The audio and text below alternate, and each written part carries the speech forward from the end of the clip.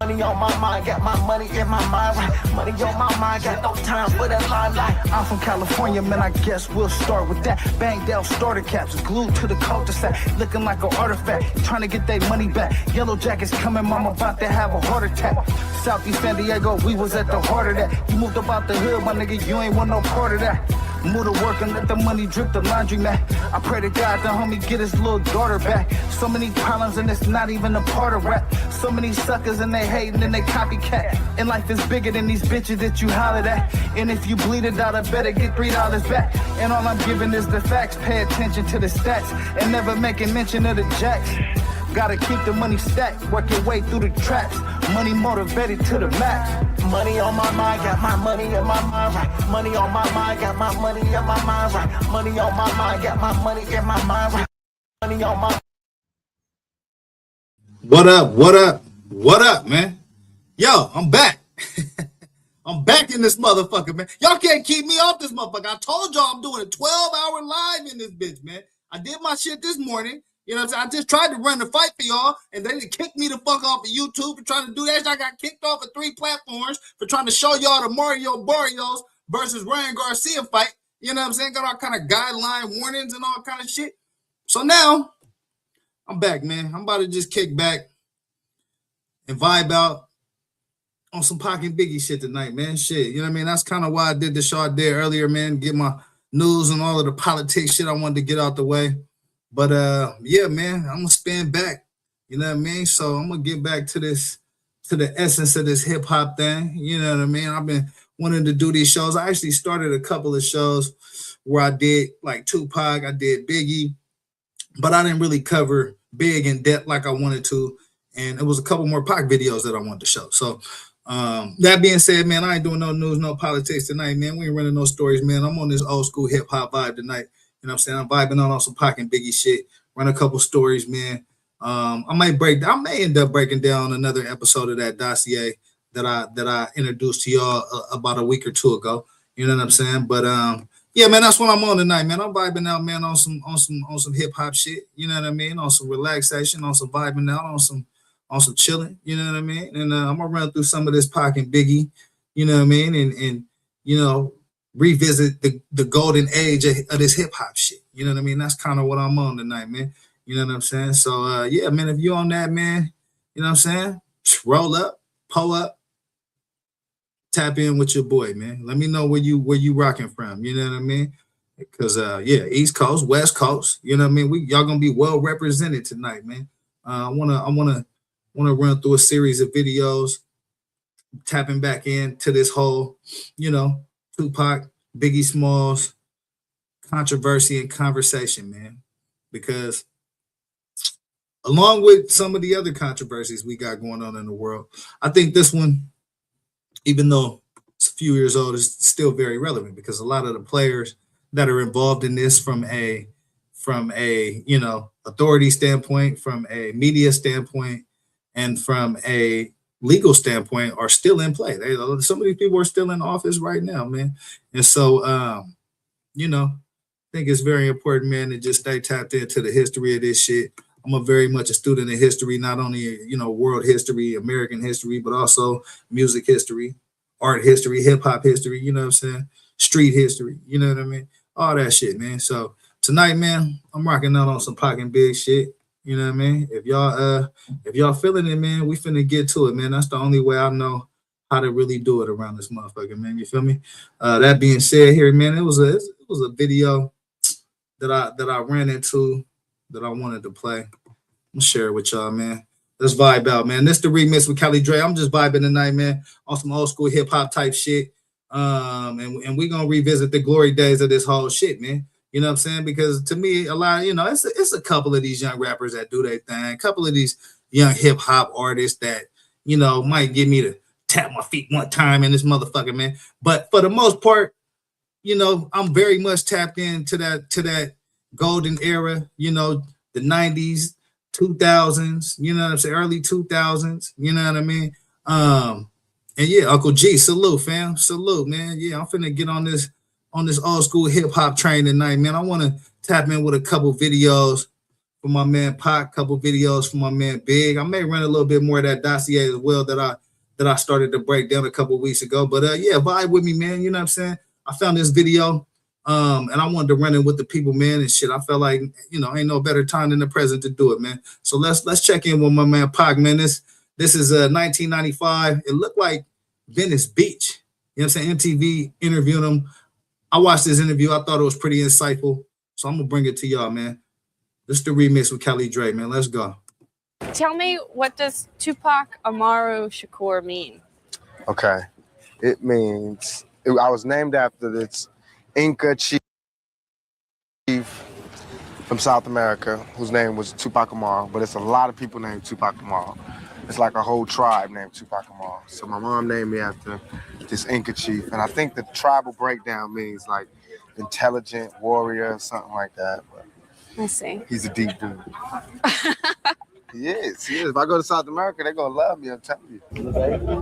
It's like you don't even want to see me. They call this place Weirdo Beach. I don't know, it ain't that weird to me. Okay, he is on Venice. He on Venice Beach. When you first moved to Oakland, that was your first stop in California? Right.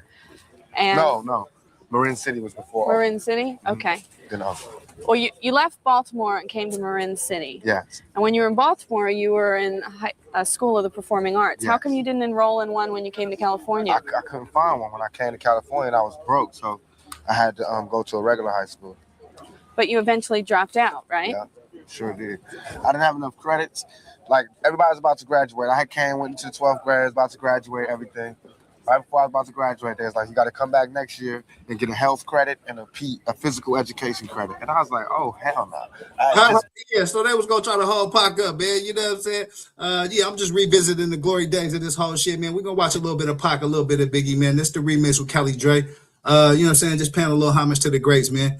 You know what I mean? That's what we on tonight. Get the likes up. Salute to everybody that's in the building, man. Subscribe to the channels, man. Barely made it out with money coming to school and lunch money and all that. I said, I got to get paid. I got to find a way to make a living. So I dropped out, knowing that I would have graduated. It wasn't no big thing. Not to say that y'all shouldn't graduate, but for me at that particular time, it was more important that I found somewhere to live. But you did get your GED. You moved out on your own. Mm-hmm. And what did you get as far as a job is concerned? What did you do when you stopped going to school? I only had 2 jobs ever in my life. One was in Round Table Pizza. I used to make the pizza, but it was good. It was the perfect job to have it because I was hungry and I got to like eat all the toppings off people's pizza. That's why, because everything is right there. Yeah. You know, imagine Let's go. making pizzas on the side, bringing pizzas home. I'm calling in my own deliveries. You know what I mean? Yeah. Get 2 shrimp with everything. But that job, I lasted about a month. Then I worked as the guy that packs your bags in the supermarket for about 2 weeks. Then the dude kept catching me writing raps by the time clock.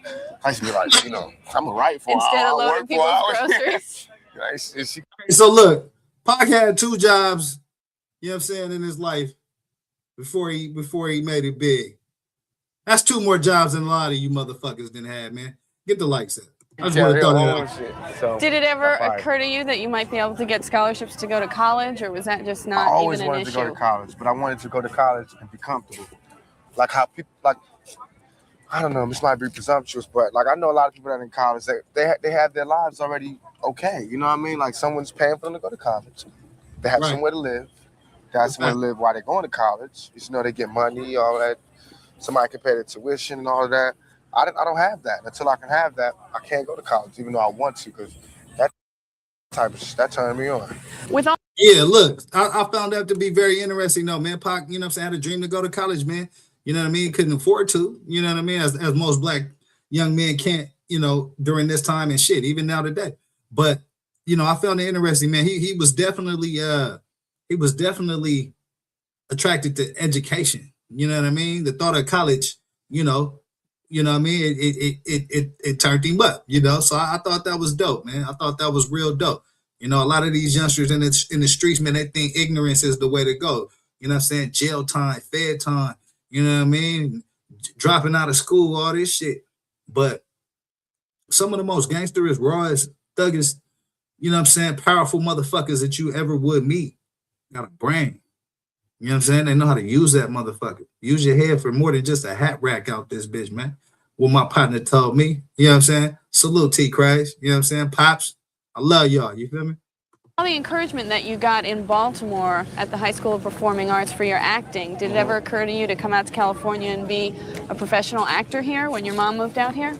Nah, that was the last thing on my mind. When I came to California, I was broke, nowhere to stay. What do you mean nowhere to stay? I didn't have anywhere to stay. I was staying with a friend of a friend of a friend of my mother. Why weren't you staying with your mother? Because she was in Baltimore, and we didn't have any lights and electricity. We was about to get evicted, so she sent me first. You know how mothers do, protect the young. So I went out there broke. I wasn't even thinking about acting. I was just thinking about surviving. But such is life. I ended up doing it. What I loved the most, I ended up doing both of those things. During that time when you went to California, your mother was in Baltimore. Is that when she was a crack addict? No, she was addicted to Damn, crack lady. when I was in Why you all in California. my motherfucking business, bruh? Why you all in my mama business, bruh? Listen, Pocket G for not even batting the eye. You know what I'm saying? He just walking answering the questions, man. Me, I'd have took that shit a little personal. I'm gonna be honest with you, bruh. You know what I'm saying? Let me talk about my mama crack habits and shit. Mind your motherfucking business, man. First week in California. What's up? All right, what's happening? And what was that like to have a mother who was addicted to crack? I love my mom. She the bomb to me. So I know love she all is her now, mistakes. but what about then? It was hard. It was hard because, she was my hero. Did She you is my ever hero. have any temptation with crack? Never, ever, never. My father died like that. But the man that I knew was my father. The man that I knew died.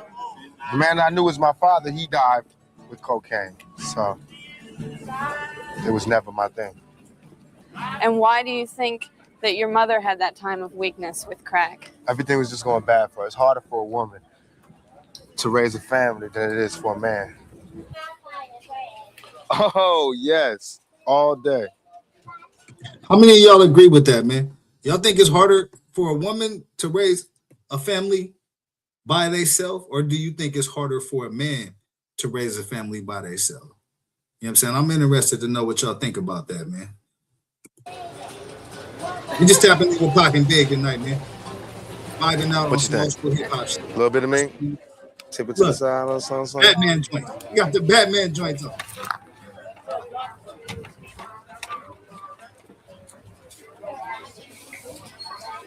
It ain't my style. They're not Gutierrez. Give me a characterization of your childhood. How would you describe what it was like growing up? I was the total opposite of what I am right now. I was quiet, withdrawn. I read a lot. I wrote poetry. Kept a diary. I watched TV all the time. I stayed in front of a television. I went to movies. Everything. What did you do that was, it seems like going from a homeless shelter to a project or having to worry about having enough food on the table must have been very difficult. How did you deal with that? Were there any therapeutic ways for you to heal yourself? I smoked weed. I hung out with drug dealers and a lot of criminals, and I got. And that made you feel better? Interestingly enough, yes, because they have those same problems, and they found a way to get out of it. As a kid, this is what I was thinking. And so, did you end up selling drugs also because those were your? I think I tried models? selling drugs for maybe 2 weeks. Then the dude was like, "Oh man, give me my drugs back," because I didn't know how to do it. I sell, somebody didn't pay me back. I'd be like, "Oh, it's okay." Smoke most of it. Yeah, no, I never smoked it. I just be like, "It's Whoa, okay." whoa, lady, whoa! I don't like how she try to insinuate my nigga Pac on them drugs, man. He trying to tell a genuine story about how the drug dealers pulled the drugs back from me because he didn't know what he was doing, and she didn't jump to. So you were smoking the drugs too? You gotta be careful out here, man. Even Pac, man. You know what I'm saying? Even Pac. Yeah, we gotta be careful out this bitch, man. Me back. Dudes would give me their watch and say, give me this amount for my watch. Like you were a pawn shop all the Yeah, time. and I give him his watch back, and he didn't give me no money. So dude's like, no more for you. So then the dope dealers used to just look out for me when I would come back from school. They just give me money and be like, don't get involved with this. Get out there, do your dream. So they was like my sponsors. Yeah, man, I think that's very important, man. I think that's very important because that's what we not at today. You know what I'm saying? Back in the day, when I grew up, around the time Pac was hiding, when Pac was coming up, you know what I'm saying? The streets was wild, but they wasn't so wild that people didn't try to help each other. You know what I'm saying? Niggas back in the day was really hustling to send their kids to school, send their kids to college, get their families out of the hood. You know what I mean? Now it's these motherfuckers is too drugged up and doped up that they just out here making a bunch of bad decisions and shit. You know what I mean? It's not like back in the day, man. Motherfuckers was really hustling to try to get out the hood. I mean, and you know, now you see motherfuckers either trying to stay in the hood or they just too drugged up and doped up out here doing reckless shit, man. And I don't condone none of that. You feel me? It's a way to handle everything, bro. But you know, if you out your mind on pills and drugs and shit, and you make bad decisions, that's on you, my nigga. Now, if you are hustling to feed your family, you hustling to try to, you know what I'm saying, send your baby girl to college, you know, that's a different hustle right there. You know what I mean? So, you know, Pac explaining just what he been through, what he came through, and how he, you know what I mean, got to where he was at this point in the game, man. Get the lights up. Hey, Tupac watches. Tupac watches. I got it right. You need to get him on film. Tupac watches. You know what I'm saying? Right behind. He talking about Tupac watches. No, he getting his on. You got no roll. No, man, I don't be having no. Oh yeah, you got the real one on, huh? Yeah, no doubt. Bro. I might get that shit.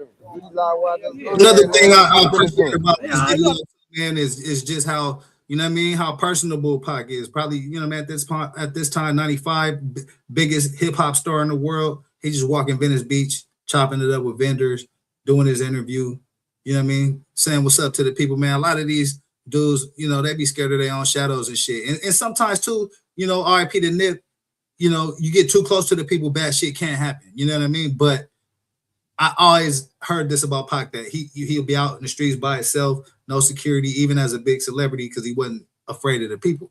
You know what I'm saying? And I just thought that was I think that's a very genuine quality in this brother, man. That, you know what I mean? He has so much love for the people and black people that he didn't feel like he needed to shield himself with security or you know, take those kind of measures, man. Which, you know, I mean, shit, life happens. You know what I mean? But I just thought that's a dope quality about bro. You know what I mean? Don't take that shit. You know, you the man. I want to don't take my money in. You can sell something. I don't want to mess up your thing out here. Mess up your Yeah. So he's trying to hustle Pac. Tupac autograph, $20, right? I got it. You're supposed to put I love you. I love you first. How did you go from making pizza to being in Digital Underground? I used to rap everywhere. I was one of those people, man. I put my tape in the tape deck. I interrupt talks, conversations to start rapping.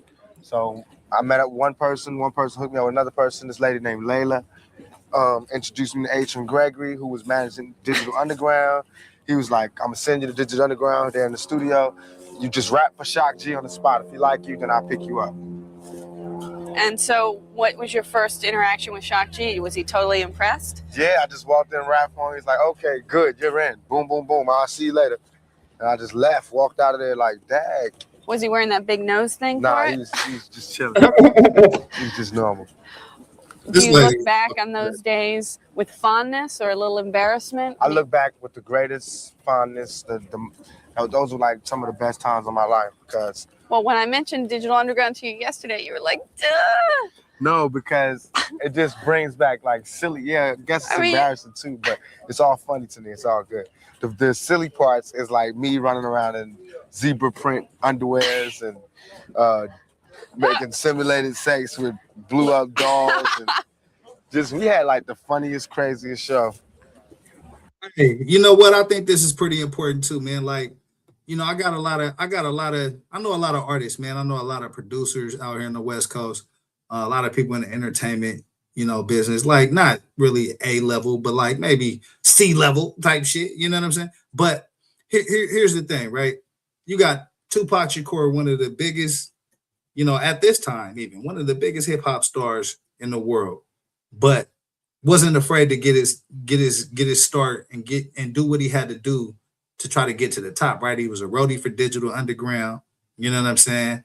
And he did that And that actually helped him to get his foot in the door. And that's what a lot of these young cats don't understand is like, they think, oh, you just upload your shit to YouTube. Now you're going to become a big star. Like, nah, that ain't how the game go. Even in this digital age, man, you got to have some level of grind to you. And there's got to be some level of, you know what I'm saying, luck involved. You know what I mean? You got to know the right people type shit. So, you know, I just say, man, stick to that grind, man. Whatever you grinding, man, stick to that grind, man. That shit going to come through for you, man. You got to power through it. You know what I mean? It's real shit. I think hip hop need another digital underground right now. Do you ever talk to any of them anymore? No doubt, Shock G. He was involved with Me Against the World. He came to see me in jail. He did? Yeah, no doubt.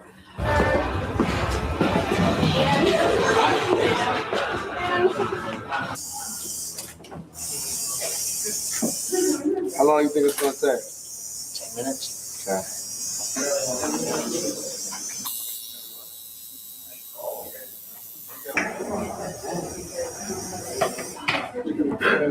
First, just in black.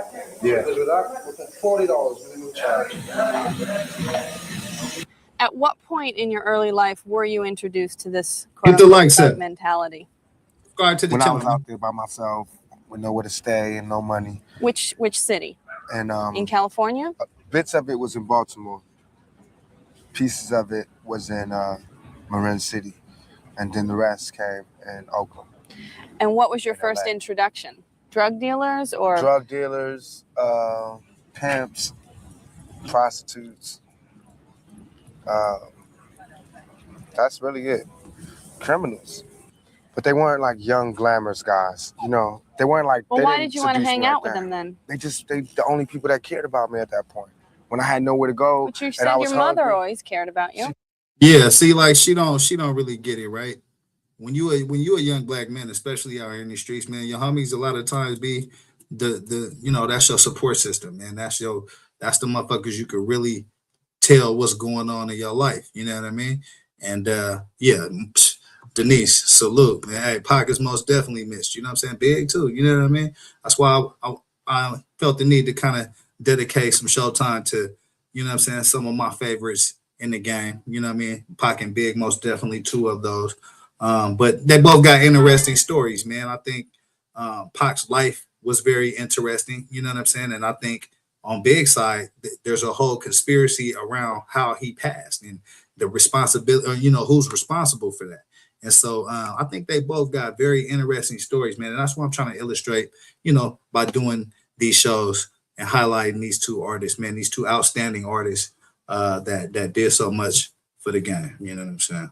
Did, but she was lost at that particular moment, and she wasn't caring about herself at that moment. Being a man, I needed a father. I needed a male influence in my life, and these were the males. The other males who could have been a more positive influence on me were too scared to come where I was. Yeah, that's important, man. You know what I mean? Like, that's important. You know, I think a lot of times we are afraid to meet people where they at. You know what I mean? And you know, I used to be real shy, man. Y'all probably see me now, you know what I'm saying, fucking around on Skull Show. Salute to Just Say No to Skull. Make sure y'all tap into my dude, man. He running great content over there, you know what I'm saying? But y'all probably see me popping on Skull Show or other platforms, man, and talking crazy and shit. But I used to be real shy, man. And like, you know, growing up and shit. And it's like, you know, once you get out, once you get in the streets, you start hanging with your homies and shit. It just you know, toughen you up, man, and make you that's how you grow into a man. Even like with your male figures that may or may not be in around, but you know what I mean, you got homies, you know what I'm saying, that's going, they real homies, they're gonna show you what it is and what it ain't. You know what I mean? They might have a pops or they uncle, you know what I'm saying, chopping it up with them, you know, going to shoot hoops or cut grass or shoot some pool or whatever, you know what I mean? You're gonna get game from a lot of different places, man. But you know, as a young man growing up in these streets, especially when you don't got a whole lot of family, man, you got to depend on your neighborhood, on your community, and that's what Pac is illustrating, man. You know what I'm saying? And that's why I think he was real big on community, because you know, as he's telling these stories, man, a lot of people in the community helped him. You know what I mean? A lot of the real people that's living in the pimps, the hustlers, the players, the you know, the local you know what I mean? The local underworld community. You know what I'm saying? And sometimes that's what it takes, man, because you know, when you again, when you're a young black man, you don't got a lot of resources. Ain't nobody trying to give you shit. The bank ain't loaning you no money. Yeah, ain't nobody giving you no credit card. You know what I'm saying? What are you gonna do? You probably don't have a whole lot of education to know what and how to hustle. You know what I'm saying? So it's just like, what the fuck you supposed to do? So that's where the community come in. That's where the OGs is supposed to come in. That's where, you know what I mean, your parents really is supposed to come in. But a lot of people, you know, be in situations where they don't have those. So yeah, man, I think they both got interesting stories, man. I'm gonna try to illustrate both of them, man. I appreciate y'all for rocking, man. It's the remix with Kelly Dre, man. Let's get it. Or they didn't have the money, or they didn't have the heart, or whatever. Well, tell me about not growing up with a father. Why didn't you grow up with a father? It's not just me, it's a lot of people, but I In your didn't because, I mean, the times that I came up in was like the late 60s, they were still having free love. You know, they was just hitting what they was hitting. And my mother got pregnant and wasn't really getting with the guy that She was got her married to pregnant. someone else at the time, No, she right? wasn't married. No? My mother was out just living her life. Thank you, I appreciate it. Thank you. And she got pregnant and had me. I didn't have a father. Did you know who the father Yeah, that's Afeni Shakur that, you know, everybody know Afeni Shakur is Pac mom, you know what I'm saying? Former Black Panther, very influential in the Black Panther movement. Yeah, most definitely a family legacy in the Black community, you know what I'm saying? there was, your biological father? I still don't know who it is, for sure. I've never taken any blood tests. The guy who I knew was my father, who claimed to be my father, he passed away, he died. And is that legs? Yes, but then recently, after I got shot, this other guy came, was like, he was my father, and he looks like me. He been in the jail to see me. His kids look like me. Well, what was that like? That was the bug out. I just woke up and he was standing over me. So in jail? When I was in the hospital. And what did he? I mean, do you believe him? I do in a way because he looks like me, and his kids look like me. Why don't you get a blood test to find out? It's scary. Is it pointless now? In a way. I mean, I'm not gonna love him anymore or love him any less. So it's pointless. Did he explain why he left? Yeah. What did he say? It was personal. It wasn't, you know, I don't want to put his word. I'll tell everything about me, but I don't want to give out his business. That's cool. Hey, listen, man. As a young brother that's 24, 25 years old, Pac is real sharp. Look at how he answering these questions, man. He firing back. She throwing all kind of questions at him, and he you know what I'm saying, he on top of it, man. You know, definitely a legend in the game, man. Get the likes up. Can you tell me why you looked at legs as your father? Because the way my mom's told me was like, he didn't even care. He was like, yo, because he slept with her around the same time. So he was like, you had a kid? She was like, yeah. He came and saw me in the bed. I had a real big head when I was a little kid. Same thing like right now. And he's like, oh, that's my son. No blood test, nothing. He was just like, that's my son. Took care of me, gave me money. But he was like a criminal too. He was a drug dealer out there doing his thing. And so he only came, bought me money, material things. You said that you had to go through a lot of tough times on the streets and you had to suffer a lot of abuse as a child. What kind of specific abuse are you talking about? I'm gonna write a book and tell everything. So you're not gonna tell me? I mean, are we talking? Then I wouldn't get no money for my pain. I'd rather write a book about it. Get paid for my pain. You don't count all those #1 albums? Hey, monetization. AKA monetization, man. Get the likes up. Is money for your pain? Yeah, but I want to write about it. It'll be deeper. All right. All right. Your mother has said that Tupac is always... Your mother said Tupac has always been the person who makes up the game. Yeah. Do you know what she meant by that? I don't know what she meant, but... How do you interpret it? That I puts it down. You what? I put it down. I put it down. If it's about rap music, if it's about acting, whatever, I want to get into the head seat, to the front seat. So I do what I got to do to get to the front seat. I work hard. Yeah, let me pause it right there, man. Again, man, shit, I might clip this, man. Usually I don't even clip these, but I might clip this part because, again, a lot of people see the stardom, see the success, and think that it's handed to them or they got lucky or something like that. Nah, man, this brother worked hard and went through a lot of pain to get to the top of the mountain. You know what I'm saying? you know, it's a common saying out here on the West Coast. Everybody want to be Pac, but don't nobody want to take 5 shots. You know what I'm saying? And so, you know, I think giving these brothers their flowers, man, and continuing to let their stories live, you know what I mean, is an important part of just hip hop and expression of hip hop. And that's what we about over here, man. Get the lights up. I gotta be involved. I gotta excel at it. It can't be a small thing. It gotta be a big thing. And I believe that I'm a natural born leader. I don't really take orders. I can take orders because I'm a good soldier, but I like to give orders. I like to say, you know, I like to follow my own heart, but I don't like to control other people. Right. I think everybody like to give orders, my nigga. I just want to throw that out there, bro. Everybody like to give orders, my nigga. That's a fact. But I think he's explaining some real shit, though. You know what I mean? You got to be able to not only, you know, be a good soldier, you know, you know what I mean, but, you know, be a good leader as well. And sometimes being a good soldier prepare you for being a good leader, man. You know what I'm saying? You can't always skip the line, go from 0 to 60, man. Sometimes you got to crawl before you could walk. And that's the journey that I think he trying to explain right now, man. Get the lights up. be the leader. Mm-hmm.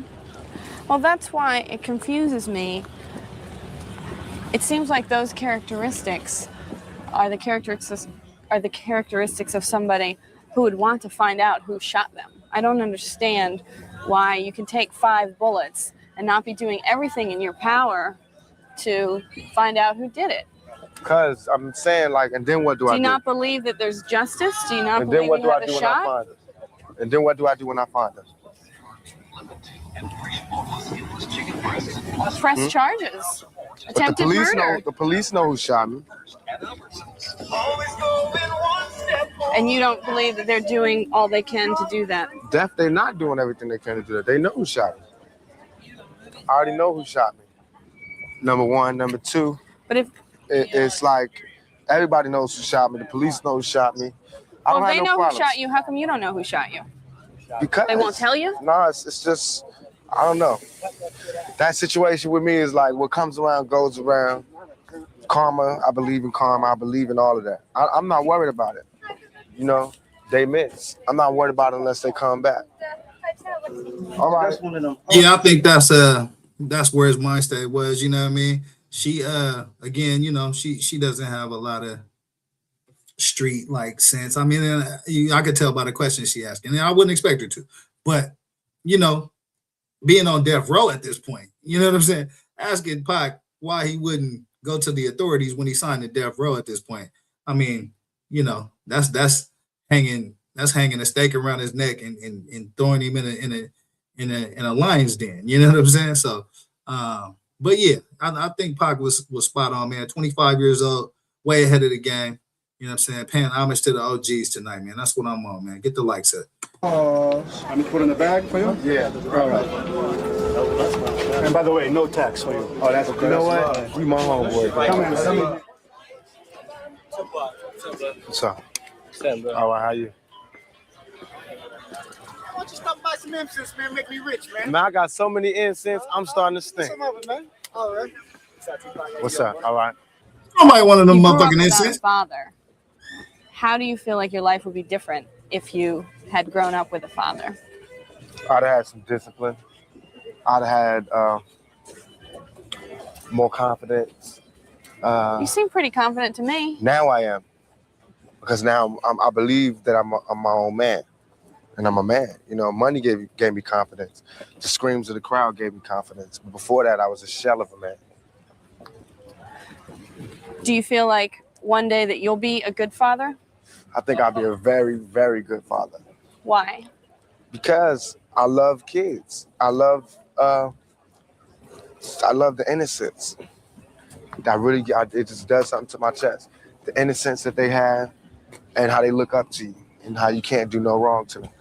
And Yeah, I think that's dope, man. You know what I'm saying? To all the deadbeat ass dads out there, go see your motherfucking kids, man. You know what I'm saying? Go see your motherfucking kids. Go be a good dad, man. It's never too late to turn that shit around, man. You know what I'm saying? Shit, I don't even know what the fuck my pops look like. I couldn't even pick him up like out of police lineup. You know what I'm saying? Never seen him a day in my life. But I made sure that I was a great father to my son. You know what I'm saying? And you know, you gotta raise your kids, man. You know what I mean? That's real shit. I love that, man. I would do anything. I'd do damn near anything. I'd do damn near anything for them. All the kids in my life, my nieces, nephews, all they get anything they want. They got the best Christmases, everything. They get whatever they want. I'm a sucker for them. But I wouldn't have any kids myself because I'm scared to bring any children into this world, especially any black children. Yeah. For now For or right forever? now. Just for right now. Tell me about being raised by a mother who is a Black Panther. It was great to me because she taught me how to be more international instead of being local. And Hey, how many of y'all agree with that though, man? Is there a fear to bring black children into this world, looking at the way the world is, or even, I won't say a fear, but is it are you considering not having more kids if you already got kids? If you don't got no kids, are you planning on having kids? Has where we at in the world today changed your decision making in that area, man? Let me know in the comments. I did get some principles from her that'll always be with me. She taught me how to be community orientated. And I think my mother taught me to understand women a lot more than my peers can. You're in touch with your feminine side? I think so. I think so. How do you know? Because I can be around, I'm not uncomfortable around women. I'm not uncomfortable around strong women. I'm not, I don't feel more, I don't get like a predator thing going when I'm around demure females, I don't get a thing like this when I'm around strong females. I like being around females. I'm comfortable. I can get with them on every level. Yeah, that's a fact. To where I got homies that just get straight nervous around females. Weren't you going to maybe start a community center with Mike? Hey, that's a fact though. Hey, that's a fact though. Listen, like I said, I used to be hella shy, man. I had a homie, man. This shit cured my whole shit, bro. We in the mall. He was a little older. He was in the Navy. He came back. We run to the mall. You know what I'm saying? And bro, he thought he was a ladies' man. Let this girl come around the corner. He do his 1-2. She shut him down. You know what I'm saying? Another young lady come around the corner. He do his 1-2 again. Shut down all the way. You know what I mean? A third girl comes. You know what I mean? He get in front of her. You know what I'm saying? Smiling, profiling and shit. No action at all. You feel me? So after that, I had to pull my nigga aside like, bro, how the fuck you got so much confidence after you keep getting shut down by all these girls, man? He told me the G is shit, bro. This shit really changed my young life right here. My nigga said, it's a numbers game, Dre. If I talk to 15 girls, I'll get 8 numbers. I was like, what? Oh, and I did the math, and I was like, wow. And you know what, bro? That's once I started looking at life that way, I was very, my shyness went away. I could talk to anybody, I could go in any room. I felt comfortable because really it's a numbers game, man. And once you understand that, you don't look at it, you don't put so much pressure on your conversation with people. You know what I'm saying? It's just that I gotta get in here and do what I gotta do, and the outcome gonna be the outcome. You know what I mean? Tyson, I am. is that progressing? Well, what I'm trying to do now is have this program where I'm gonna have like a rap league. For like me, Tupac have his own football team, and Coolio have a football team, and Tretch have a football team. We all sponsor the team. Made up of kids in neighborhoods? Right. We sponsor the teams, have big games, probably get MTV to come do the World Series. Get like all the community people, like the churches to come out there and sell food, and get the fathers and the uncles to be security, and get the FOI and the deacons and everything, and bring the community spirit back. And then on the weekends, we'll have like block parties. So I'm doing all this to raise money. Then we have like Get a Date, fundraisers, like people try to get a date with Tupac or Tretch or one of the other rappers. And where would the money go to? We'll have like a neutral center where we'll get the money together, and that'll be we're trying to get a community center in every ghetto in the United States. It seems to me that you are trying to distance yourself from community center in every ghetto in the.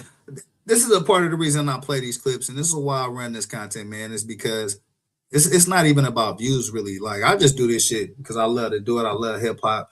I love the music, man, and I grew up through this shit. You know what I'm saying? But the message, listen to the message that you hear from the #1 rap artist who was probably the first one out here really standing on what he was rapping about in his rap songs. You know what I'm saying? He to me, and it's probably gonna be a million people that disagree with me on this shit.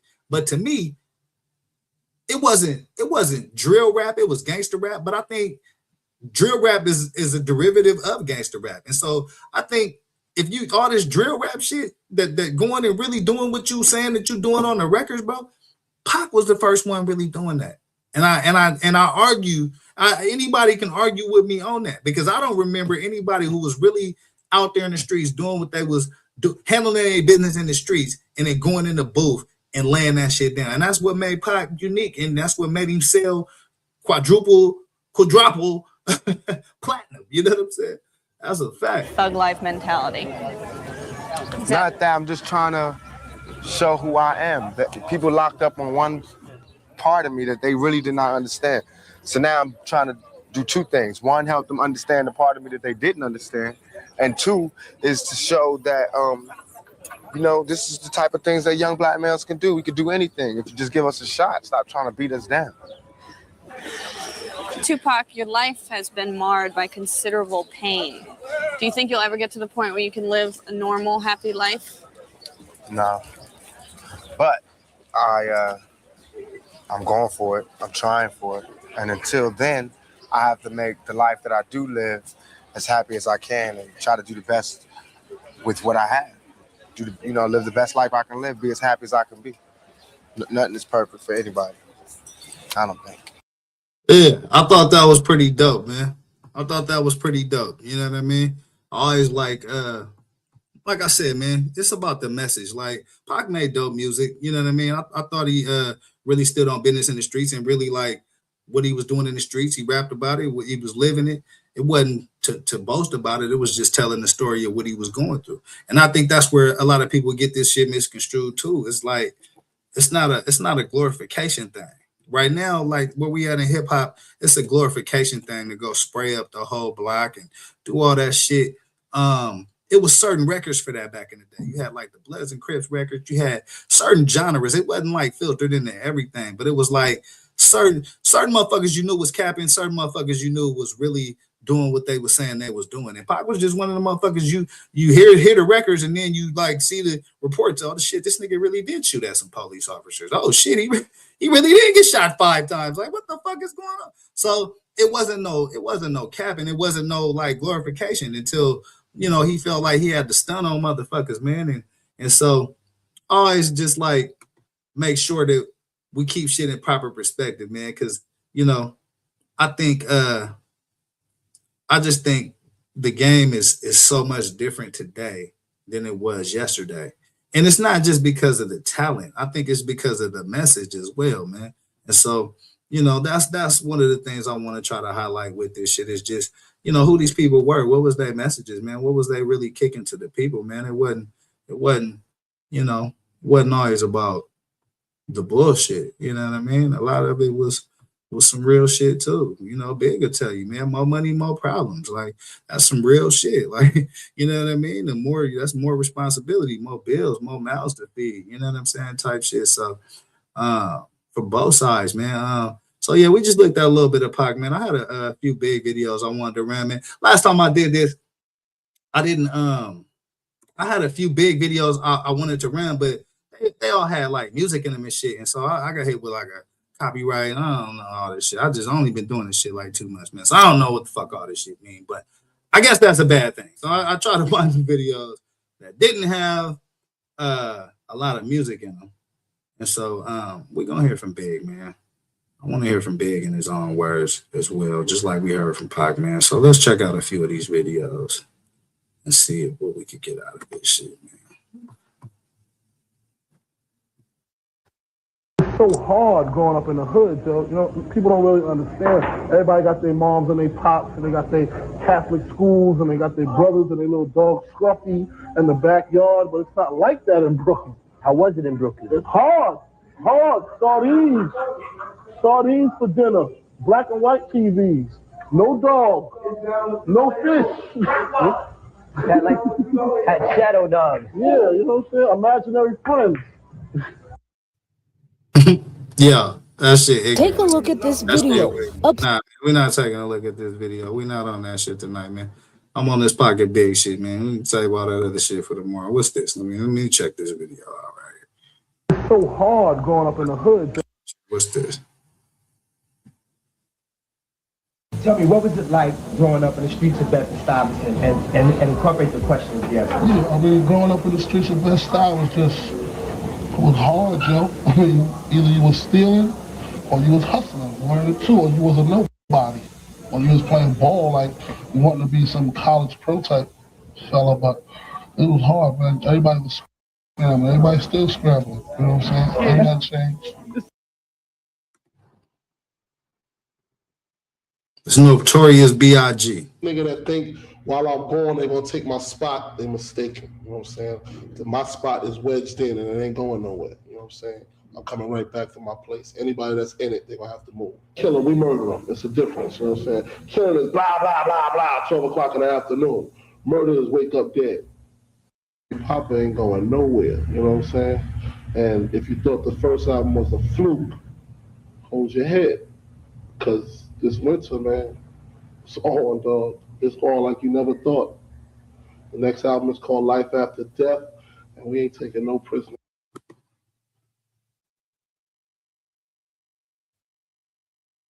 But the gimmick shit just don't work. If the shit is real, I'ma rap about the shit. If I've been through it, I'ma rap about it. What do you do when you got your little gimmicks and the shit get corny, you fucked up in the game? I'm saying, battle, shorty, let me do my content. Straight. I think my music is being so well received because it's just some real shit, you know? It ain't like I said, it ain't no gimmicks behind this shit, you know? I'm just a nigga that live in Brooklyn that get busy, you know what I'm saying? And the shit I be talking about don't be no bullshit. It be some shit that I've been through. I mean, I'm not trying to be no role model to nobody. I'm not trying to tell nobody what's right or what's wrong because I live my life doing wrong. All I can say is if you just listen to my shit and you be like, damn, nigga been through some hard shit. And if you think about getting involved in it, think twice, you know? Most def. You feel me? Hey, we listening to Biggie Smalls right now, man. Just paying some tribute to the greats. You know what I mean? I see my relative in here. What's up with you, family? I appreciate you for tapping in. You know what I mean? Yeah. I'm out here trying to do this shit. You know what I'm saying? But yeah, we just paying a little homage to the greats right now, man. Pac and Big. Got a couple more big interviews I want to run through, man. I think it's important to stay connected to the history of the game because honestly, the message ain't the same. You know what I'm saying? I think the message was a lot better and a lot more structured and a lot more community oriented back during this time. You know what I'm saying?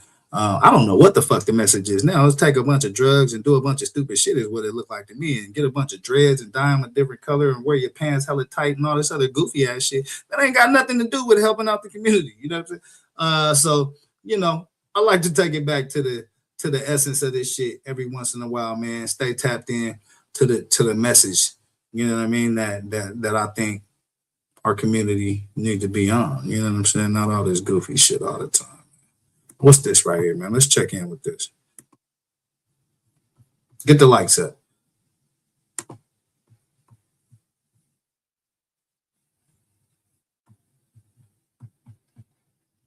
Oh, okay. I think this is with Biggie Smalls, Lil C's. And this is the real hot special. And I got a lot of questions to ask Biggie and Lil C's. Because you be all over the place. Oh, you be shining. Every video you be shining. Right. Biggie, how do you find the Dutch audience? It was tight. They like the music. That's all I really into. As long as they know the joints, you know, I like doing shows and they don't say they don't really know the songs. They know every joint, so it was cool. Lil C, you part Junior Mafia? Yeah, no doubt. Yeah. So, I mean, how's it going with Junior Mafia in the States? Chilling. You know, about to do some solo projects with the groups, you know. Lord Kim, doing a solo joint. Shit. I'm doing Junior Mafia album. I'm doing a solo album, yeah. Like in November. Good digging. And production? It's on production. Yeah. Working with a few other cats, but I'm still to learn how to, you know, work with a little something. Got a few ideas. So just gonna try to keep it in the family, see what we can work out, you know. And when can we expect a new Biggie album? End of August, hopefully. End of August? Yeah, I'm in the studio every day. If I'm not on the road, just doing those shows on the weekend. And come home, get in the studio. And who's involved on the production? basically I'm trying to get the same heads. You know, a lot of people busy, but like Premier, Moby, you know, Puff doing some joints. My DJ Enough doing some joints. My man Nasheed, he wanted to do Who Shot Your Beat. He doing some joints. Right. I think that was dope, man, because you know, like I was saying earlier, right? The projects, the people you think is great in life, any great person, any person of stature didn't get there by themselves, man. They got a team, they putting shit together, they running plays together, you know what I'm saying? And so we can't forget that, man. You gotta stay networking, man. Stay tapped in, stay trying to build, you know what I mean? And that's how you become great. You feel me? Get the lights up. So is there a title for the album yet? Life After Death. Life After Death. And is Craig on the album? Matt? Yeah. Nah. Fuck with that dude. You can't curse? Yeah, you can curse. I don't fuck with that. You don't fuck with Craig. All right. Oh shit. Nigga say you don't fuck with Craig Mack. On the remix, Flavor in Your Ear. Damn. That was just something I had to do. You know what I'm saying? That's politics. Hey, listen, Big said he ain't fucking with Craig Mack. He said he ain't fucking with Craig Mack. Hey, I didn't know Big and Craig Mack had beef like that, man. Big said he ain't fucking with Craig. But I noticed, like, on the remix, Flavor in Your Ear, y'all worked That was just something I had to do. You know what I'm saying? That's politics. Puff asked me to do it. Yeah. I did it. I don't fuck with that dude. Damn.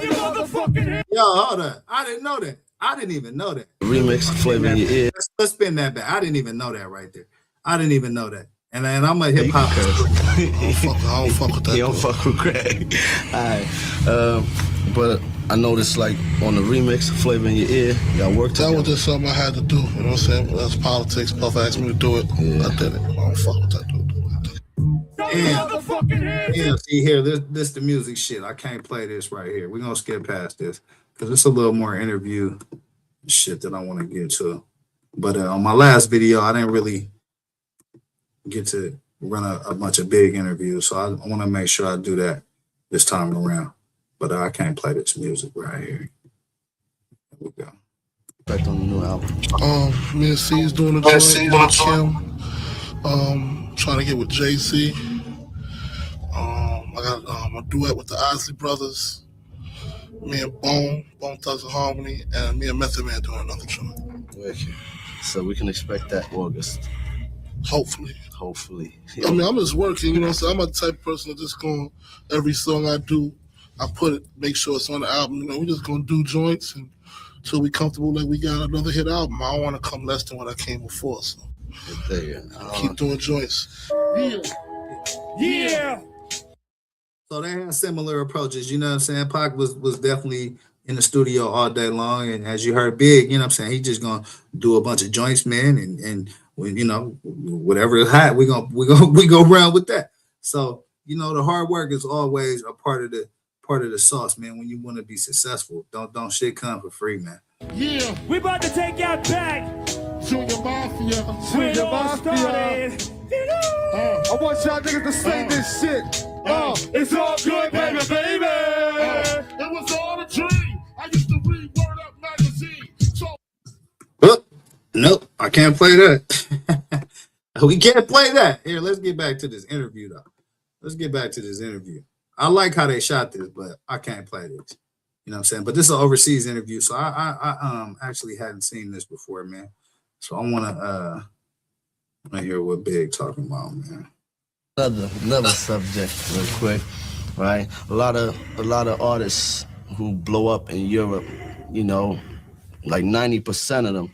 Like I think the first artist from the East Coast to actually blow up out here, like from the East Coast, is Busta and the Fugees. But apart from that, it's all West Coast stuff. And I don't know what the reason for that is, because I think people think it's more musical, that they could sell it better.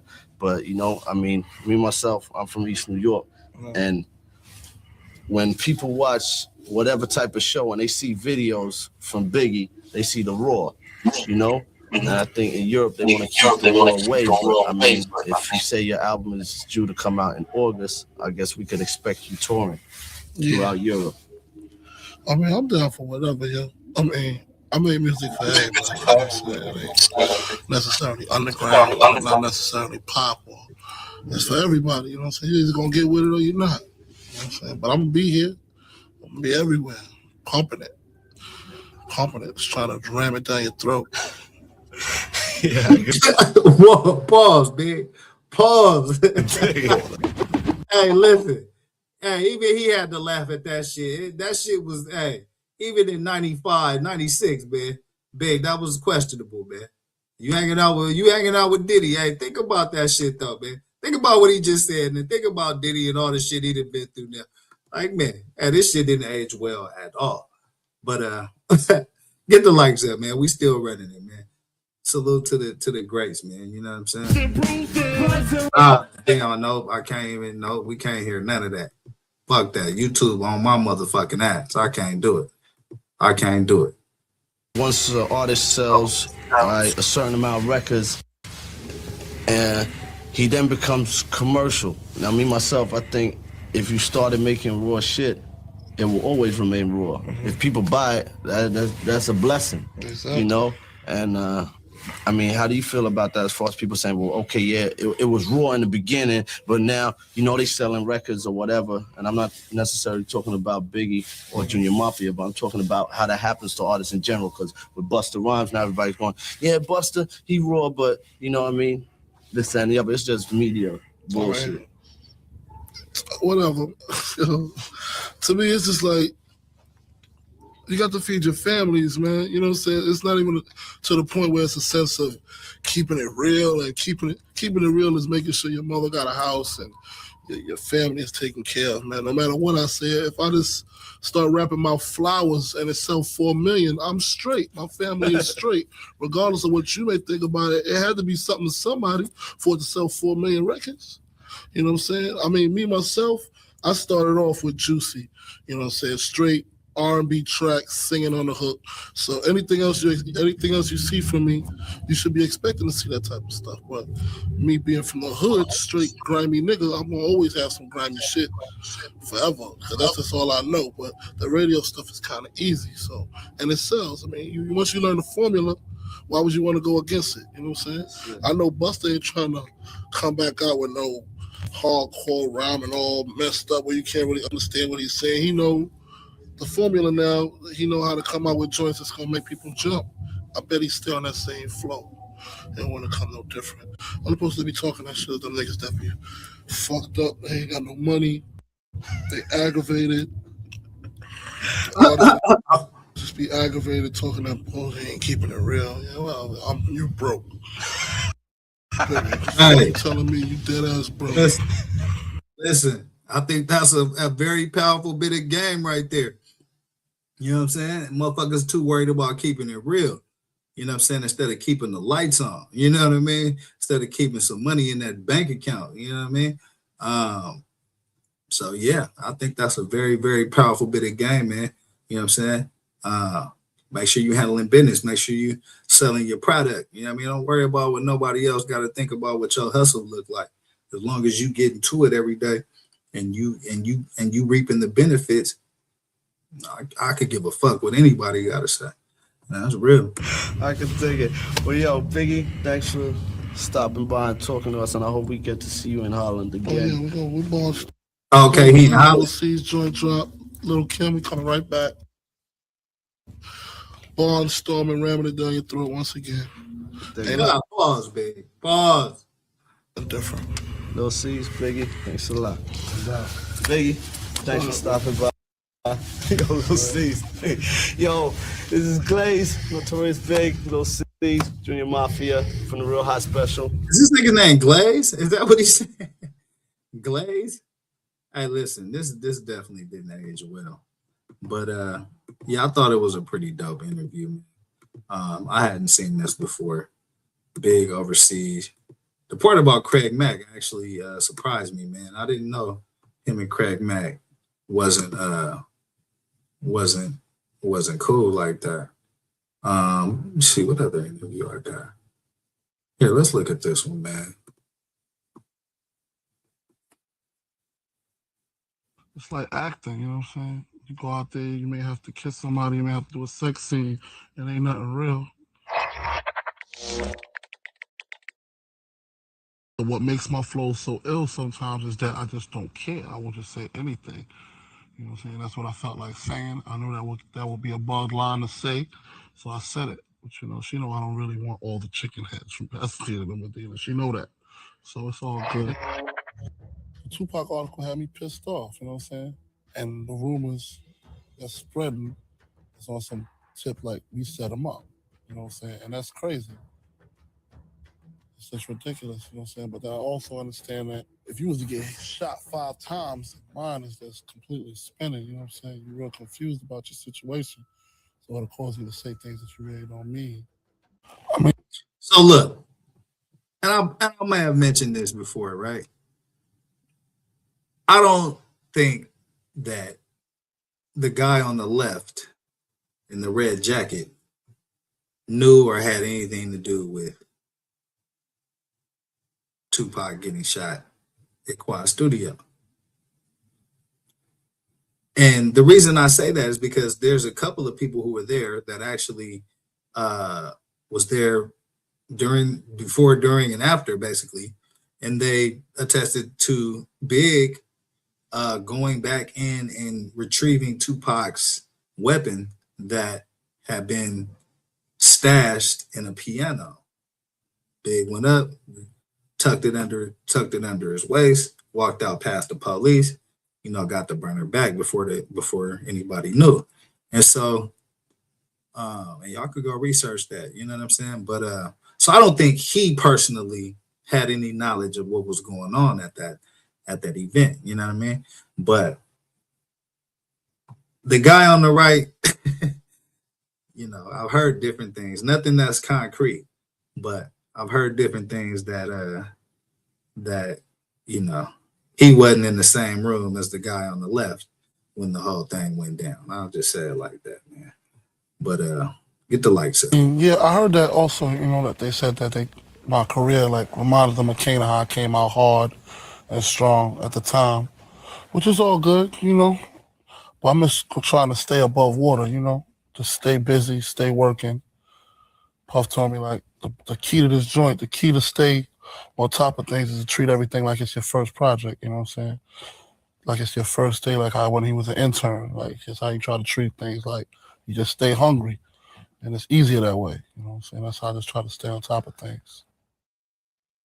When I came out with the Juicy joint, it was like an introduction, you know what I'm saying? Let everybody know how it went down with me, you know what I'm saying? As far as the hustling and got on in the rap game, it was all good. Big Papa is just a joint, you know what I'm saying? Just a joint for the honeys and for the willies, you know, the players out there. You know, that seems to be the thing right now. Everybody got their Kangos. They want to be players, you know what I'm saying? All the honeys in the house. It's a party joint, you know? Puff said, let's get the money. So that's what we went for, get the money. And as far as like his album, Ready to Die, it kind of has a real strong content because it's about life, partying and having fun and just kicking it. This is 94. Man, how time has flown. You know what I'm saying? Man, I'm gonna leave all that Diddy shit alone, man. But y'all know what the fuck I'm talking about, man. Dang. Is a part of his life also. So Big Papa is like a song about when he's kicking and he's having fun. It's that other side, so you can see that side also about him. So tell me about what the flavor and the concept behind it. Look, can't tell you nothing, man. Once they start playing music, we out of there. You know what I'm saying? We out of there. What is this right here? Check it out. It's the Notorious B.I.G. lounging on Rap City. Much music, you know what I'm saying? Junior Mafia Click, representing all day, every day in Canada, all over, you know what I'm saying? Keeping it real Brooklyn style, baby.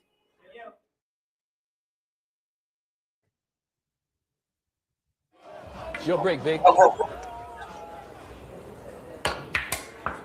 That was the racking hit, see? I could have stopped my scratch. See? I don't know, man. Hey, what's up? Wait, there's the ball, Hip Hop. My man. What's up, Hip Hop Nation? You're watching Rap City on Much Music. As you can tell, I'm playing pool today with Notorious B.I.G., who's in the house, who thinks he can play pool, but we're going to take him to school today.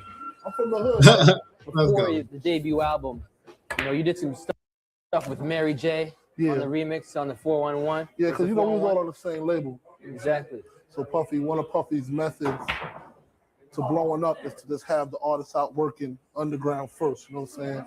And then it'll build more anticipation for his album. That's what he did with me. I did the Who's the Man soundtrack. I had a song on there. Mary J. I did a song with Nina Cherry, remix to Nina Cherry song. And I did Super Cat, Darling My Baby. Definitely. Man, soundtracks, man. Hey, the soundtracks used to be the shit, though. That's one thing they most definitely need to bring back. You know what I'm saying? Bring back the soundtrack, man. Listen, that's how a lot of these artists got on, man. That's how you got your name circulating, you know what I'm saying, attached to a movie premiere, you know what I mean? And so, you know, I don't know whatever really happened to the soundtrack, man. I don't know why that died, but they definitely need to bring that shit back, man. Now that I think about it. Get the lights up. Now, because of the success of all those singles that you did before the album, was there any more pressure on you to produce a good album? Not really, because the material that I was doing for the album was just like completely different from the stuff I was doing as far as like just to build the anticipation. Everything else I was doing was just more towards radio, remixes, little 8-bar raps. Then the Party and Bull joint I came out with on Who's the Man, that was like more my stilo. And when I knew everybody liked that, I kind of knew I was set. You can't play. Yeah, man, that's crazy. Now that I'm thinking about it, right? Like all the popular movies that came out back in the day had a soundtrack. You know what I mean? Minister Society, Who's the Man? Like he just mentioned. I think Belly had a soundtrack. Motherfucking the soundtracks was dope, man. What the fuck happened to the soundtrack, man? Damn, man. That's what I'm saying, bro. That done fucked up the game, bro. That fucked up the game, bro. The soundtracks used to be lit. That's how you found. It was always like 2 or 3 bangers that you knew, like, damn, okay, this gonna blow. Like, you know what I mean? Soundtracks used to be hidden, man. Juice, you know what I mean? There's a bunch of them motherfuckers out, man. Name your favorite soundtrack in the comments, man. Big, I didn't see you sync anything yet. I'm saying, I don't gotta sync nothing in. I just know. Yeah, don't worry, man. I'll get you.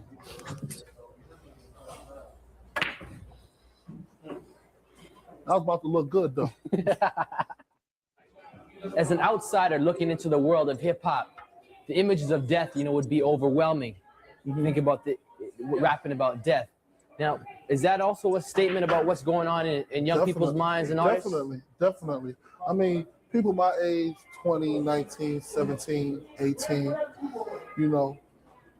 they really involved with a lot of nonsense. You know what I'm saying? Ain't really too many people my age living the right life, especially coming from straight out of Brooklyn, from the hood. You know what I'm saying? You are the worst fool player. But it's all good. People just don't recognize, you know what I'm saying? I'm trying to make it to the point where people just recognize that it's hard living a life that, you know what I'm saying, of a teenager with nobody really, I can't really say no support, because my mom was there for me, but she wasn't there for me, you know what I'm saying? And it wasn't her fault. You know what I'm saying? Well, having to wake up in the morning and go to school, then from school go to work, and then from work go to a night school. You know what I'm saying? She's just trying to better herself and better things for me, but it just left me so much time to roam into so much different things. It was like she wasn't there for me. And I know a lot of people go through that. Ooh, scare that 8-ball. Unlike some of the studio gangsters, as I like to call them, you actually spent some time behind bars and were involved in the drug game, And for people who are watching the show, tell them what living that lifestyle was really like. Well, it had its ups and its downs, you know what I'm saying? I can't be the one to say it was all bad because it wasn't really all bad, but I guess just living an illegal life makes it all bad, you know what I'm saying? But I lost a lot of friends and I made a lot of money. So, like I said, it had its ups and its downs, but it's nothing that I would want to be involved with again. How'd you get involved in that? Just being from the hood, you know what I'm saying? Yeah. Being involved, all my people's hustling, you know what I'm saying? My mother not being around, not blaming it on her, but it just left me time to just, you know what I'm saying, just venture into different things, you know what I'm saying? Roam in the streets and just hang out with the bad crowd, which to me wasn't the bad crowd at the time. It was the get money crowd, you know? My mom never gave me nothing, really, you know, mostly just work and school.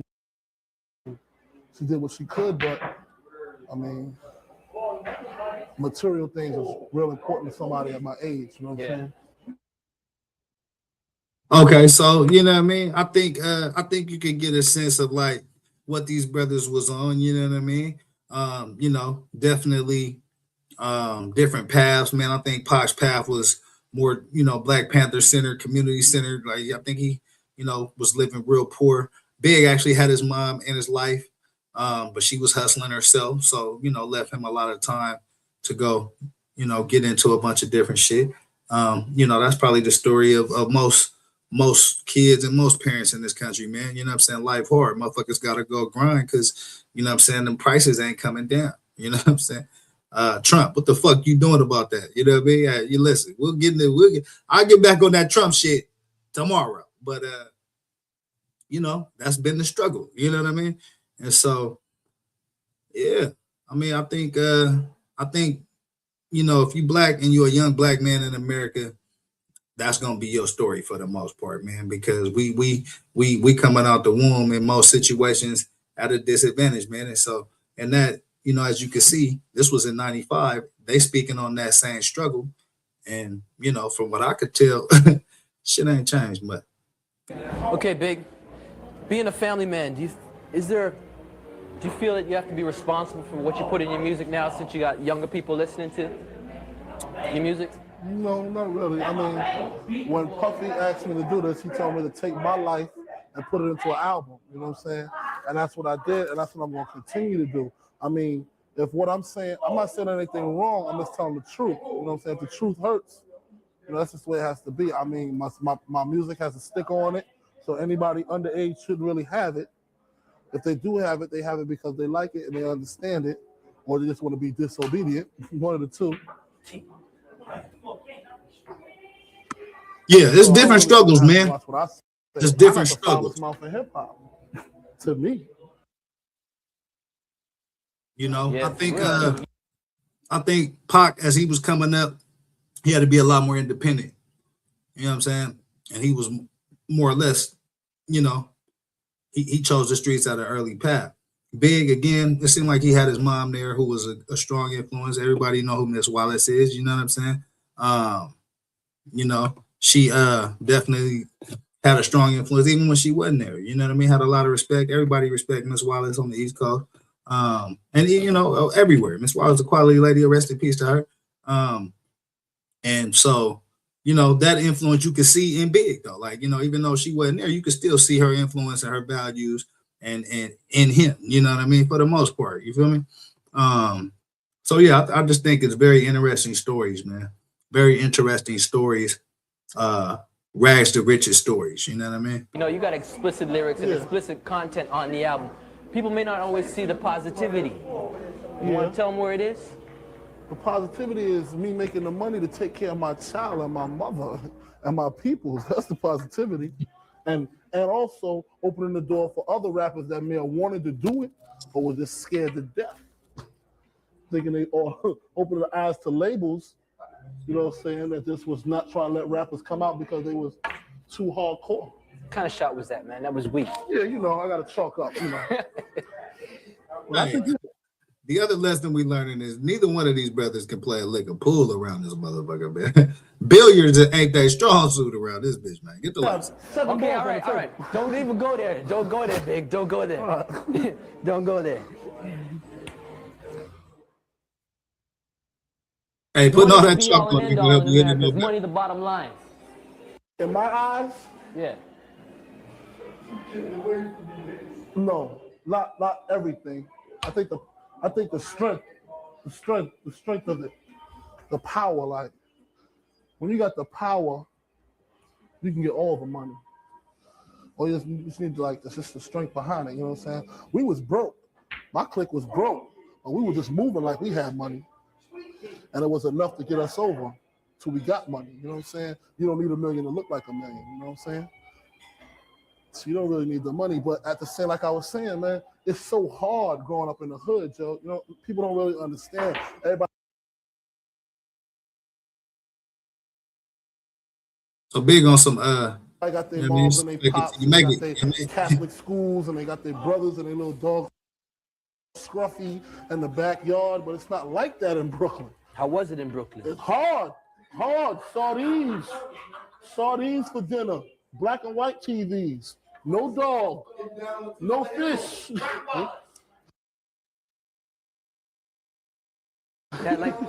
Had shadow dogs. Yeah, you know what I'm saying? Imaginary friends. Remember those? Remember the imaginary friends? Niggas got imaginary friends. It's all good. It's all good except my shooting. Yeah, anytime you're ready to just put a ball in the Yeah, hole. they trash at billiards. They just shooting for like 20 cute, minutes. Vic. Yeah, It's cute. the cue, the table. It's the lights too, Big. The lights. It's my nose, man.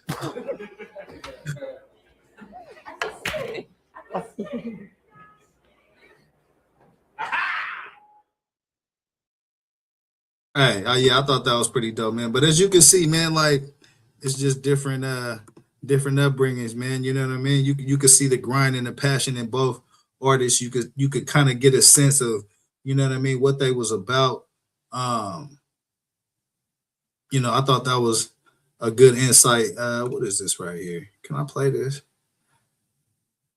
This is the remix of Lockdown. I want to put out a record, and you guys do it, and everyone do your thing, but none of you make. Yeah, I want to watch a little bit of this. Let's check out a little bit of this. Here's what he had to say in one of the last interviews of his life, conducted at San Francisco radio station KYLD on the Wednesday before he was killed. What's up? How you doing? How's it going? Right here? There you go.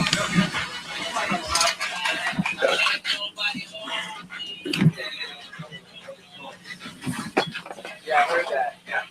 Y107, Bay Area's party station, Doghouse, Elvis and JV. Good morning, my name is JV. Hi there, it's Elvis. Sunshine today, 60s all over the Bay Area. Daddy? Oh, yeah. That's another station. We don't talk about you just that. jacked us on that. Thanks a lot. Right off the bat. What's the like say? Quit this, okay. It's all right. Now, was that your? No, it's okay. You know, we can be real about everything. Was that your favorite concert too? I mean, did you have a great time there? What's the best venue you've done? Best venue, probably Wembley in England. Oh man, that's huge. Big soccer. Would you rather do a huge crowd and see the seas of people, or would you rather it be a smaller smaller club? I mean, they both kind of the same, but I'd rather rock for 20,000. You know what I'm saying? Right. And you're so large now, it's like we can't even contact you. You know what? We tried calling, by the way. You don't return the calls. I said I'd bring over a fruitcake. Nothing, man. What it took to get you here. Let me ask you this: in your music, you know, you sing sometimes, you know, about money and having the money, and there's nothing wrong with that. I brag about it on the air. Yes, he does. Was there ever a point, though, honestly, be honest, that you did a song where you're singing about the money, but you didn't quite really have it yet, but you were just kind of telling the people? No. You always had it? Always had the grit. You know what I did? I went and rented because I love getting into personal lives of artists and just finding out, like trying to get into their head. You know, I've been looking forward to having you here. I went back and watched the show again last night. Did you like that? Yeah, it was tight. I thought that was real cool. It was interesting though. You're sitting next to your mom on the bed. They showed a picture of you at how old were you in there? Like 13? No. She said at age 13, my son became notorious. Yeah. but it showed you as a little kid. What was your life like as a child? I was just. Were you shy or were you outgoing? No, I'm still shy. I'm a quiet dude. Are you? Yeah, I kind of get the voice, say the things I want to say in my music. Was it always a dream to do music? No, not actually. Not always. At what point did you realize, hey, you know what, I'm going to get moving with this. I think this is going to happen. Probably like the second time I went to jail. Okay. I was like, okay, this is not the move. All right. Selling drugs. What I was doing wasn't cool. Hey, check out this room though. You know what I mean? This room, this feels like a room where they're not listening to a whole bunch of rap music. I could be wrong, but they asking some goofy ass motherfucking questions, bro. It's just you're singing and you're a singer and you're singing these songs. Like, the fuck are you talking about? You can tell Big looking at him too. Like, I don't know if Big. I don't know if Big really feeling this interview. You know what I'm saying? I'm not really feeling this interview. The questions, like the things that you sing about. You sing about having money. Did you always have the money? Like, man, I'm a rapper, man. I don't sing. What am I? Man, come on, man. Have you listened to any of the damn songs?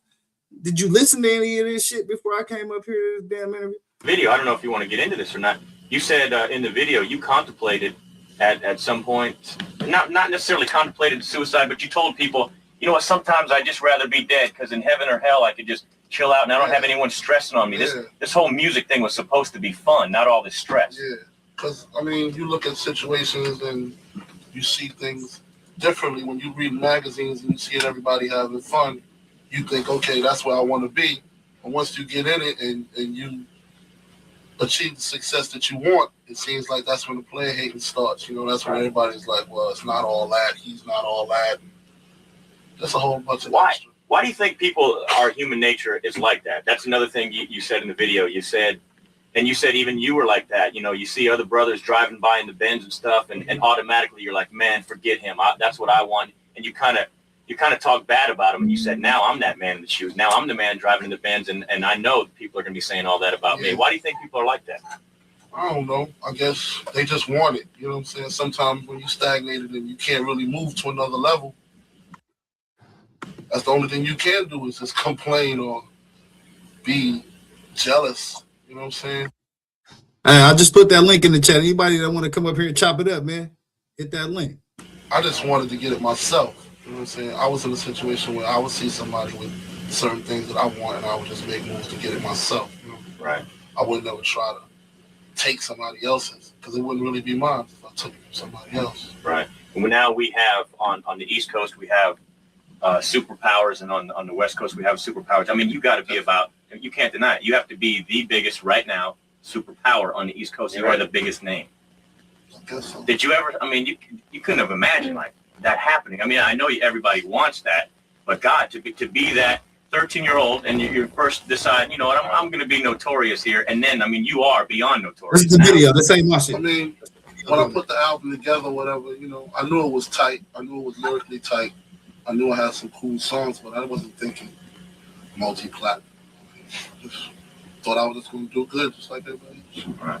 Do you have people bothering you all the time now, or bugging you, saying, "Hey, come on, Notorious, we grew up together, we this and that.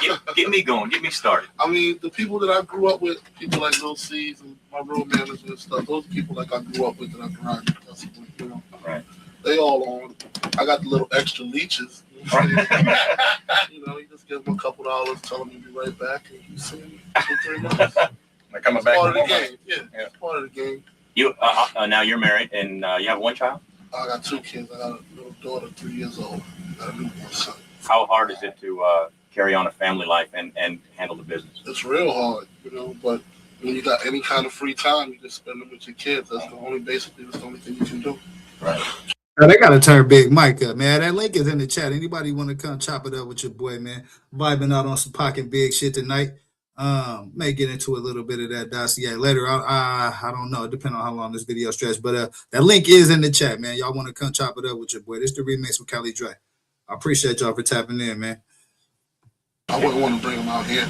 Here's something that bothers me. It's disturbing because I don't see that side of the world necessarily, but I hear your music. I appreciate your music. We all appreciate your music, regardless of whether someone at your level wants to be heard. Maybe you do your music for a certain, particular audience. Mm-hmm. Maybe your intentions are, hey, you know what? This is where I'm from. I'm going to do it, for the people from where I'm from. Mm-hmm. But regardless of that, everybody, it reaches everybody, and we all enjoy it, and we all love your music. So it's disturbing. Like when I watched the video, it was hard for me to see. You said, hey, you know what? Somebody might try to get me. The day might come that someone might try to stick me. They might try to get me, but I'm just going to make it hard as F. That's tough. I mean, it's rough that exists. Why has rap music gotten to that? It wasn't always like that. I mean, I've always loved rap music, and I've grown up with it, and that's the only thing I ever wanted to hear was hip hop. Mm-hmm. And I remember there was a time when it was fun, and it was, for partying, and, MCs used to battle back and forth on the microphone. How did it get to that day where you got to watch your back and have bodyguards and all that? I mean, it's not just with rappers, you know what I'm saying? People going to attack anybody that's a large figure. You know what I'm saying? They did it to Jordan. They did it to Somebody Tyson. successful. They did it to Bill Cosby. You know what I'm saying? Right. They're gonna attack you if you're on top. You know what I'm saying? It's just your job to bob and weave. You know what I'm saying? I need the security. You know what I'm saying? I can't beat everybody up. Right. I go to jail. They'll sue me. You know what I'm saying? There's certain things you do when you get to a certain level. You know what I'm saying? Is it possible? And I don't want you to by any means. I'm asking. It's me as an interviewer. I have to do this. I have to ask the question. Is it possible though that the artist kind of perpetuate it, keep it going by, in lyrics saying things like that, like I'm strapped and I got this and you want to come for me and then be ready and all that. In the video, they kind of touched on that. Slick Rick and Simmons did, Russell Simmons, that some guys they get this money and they could take things a little bit of a better way. Yeah, I don't know, man. This interviewer, man, kind of getting on my nerves, man. Listen. Yeah, we're gonna run some more of this, but I don't know. There's something about this interview. I don't know if y'all feel it, but I feel it, man. Big look a little uncomfortable in this interview, man. And so, and I don't like, the way the questions are being asked, but maybe that's just me. Hey, but that gives them a license to take this whole thing to hell, and sometimes maybe that's that link is in the chat. Well, sometimes it takes maturity. You gotta mature. When you brought up around that type of lifestyle where, when you toting guns all your life and then you get a record deal, it's kind of hard to break that habit. You know what I'm saying? Right. Until something may happen to you, like you going to jail or you catching a case or somebody trying to do something to you. I know some people that just can't leave their gun no matter how much money they got. It's just the way they was brought up. Right. And if that's all they know about, that's all they're going to rap about. So that is a reality for many people. All the time. Okay. You talked about you being younger, you were shy. What are you about now? There's a lot of people out there that go, well, Biggie's this or he's that or he's this or this. Just really quick, I want you to tell me what you're all about. That forget everyone else and what they're saying. This is what I'm about. Here's on a daily basis. This is me. I'm just a real person, man. If you're cool with me, I'm cool with you. I'm not the person with the attitudes or the grudges, or I'm not the person to judge somebody when I just meet them. If you're cool with me, I'm cool with you. We can do whatever with the drink, smoke, kicking. I just like to stay to myself and stay with my immediate family because I know those are the people I can trust. Those are the people that know me inside and out, and I know them inside and out. I'm not really too accustomed to making new friends, but we can kick it. Right. Are you talking us, the doghouse? Maybe you and I can kick it after 10? Okay, cool. Yeah, he's talking to y'all. We hear stories all the time in the business about you got to watch your back when it comes to the business. Do you? I mean, Oh, definitely. You got to sharpen up. You got to know exactly what's good, especially if it's your money. When it comes to your money, right. It's only right you know everything. If you lend him some money, oh, no way. Nah, he's done it before. He hasn't seen a penny. He ain't getting it back. Screw that. If you let anybody some money, you want to know exactly what you need. Y'all want to come chop it up, man. We on some Tupac and Biggie conversation tonight, man. I'm just vibing out on the OGs, man, trying to pay homage, figuring out, what I'm saying, what they was on before they got gone. You feel me? Money for, right. Same thing. Now, you mentioned earlier that music wasn't your first choice as a kid. What would you see yourself doing if you didn't get in the music business? I'd probably still be hustling in the streets, grinding. Probably in your crib. No, I'm gonna tell you what. Hey, I noticed that. I know. Listen. That link is in the chat first and foremost. But you know what? I think I had a conversation on another panel about that very same topic, right? And I had somebody trying to really discredit rappers or rap music and being debaucherous and all kind of other things, right? But I try to remind people that I'd much rather have these young brothers in the studio talking about violence than actually out on the streets committing violence. You know what I'm saying? And so I think, that's the difference between art and real life. But yeah, I thought that was pretty interesting that he said that, man. Get the likes up. Noticed that on the video. Many people said that Naughty by Nature, they said the same thing. Hey, you know what? I'm glad I got into this because who knows? I could be in your house, right now. That's the life that many people come from. Yeah, that's a fact. That's a fact. The only thing I know how to do is sell drugs and rap. And in the video that's not hidden. I noticed throughout the show. If you haven't seen the show, go rent it. It's really good. They're with artists, and once again, it's not just rap artists. It's many different artists. but definitely weed is very prevalent. Oh yeah. I mean, everyone's smoking, and I said that earlier. Method Man says on there, he goes, "Hey, even I don't need the sorry stuff to get me."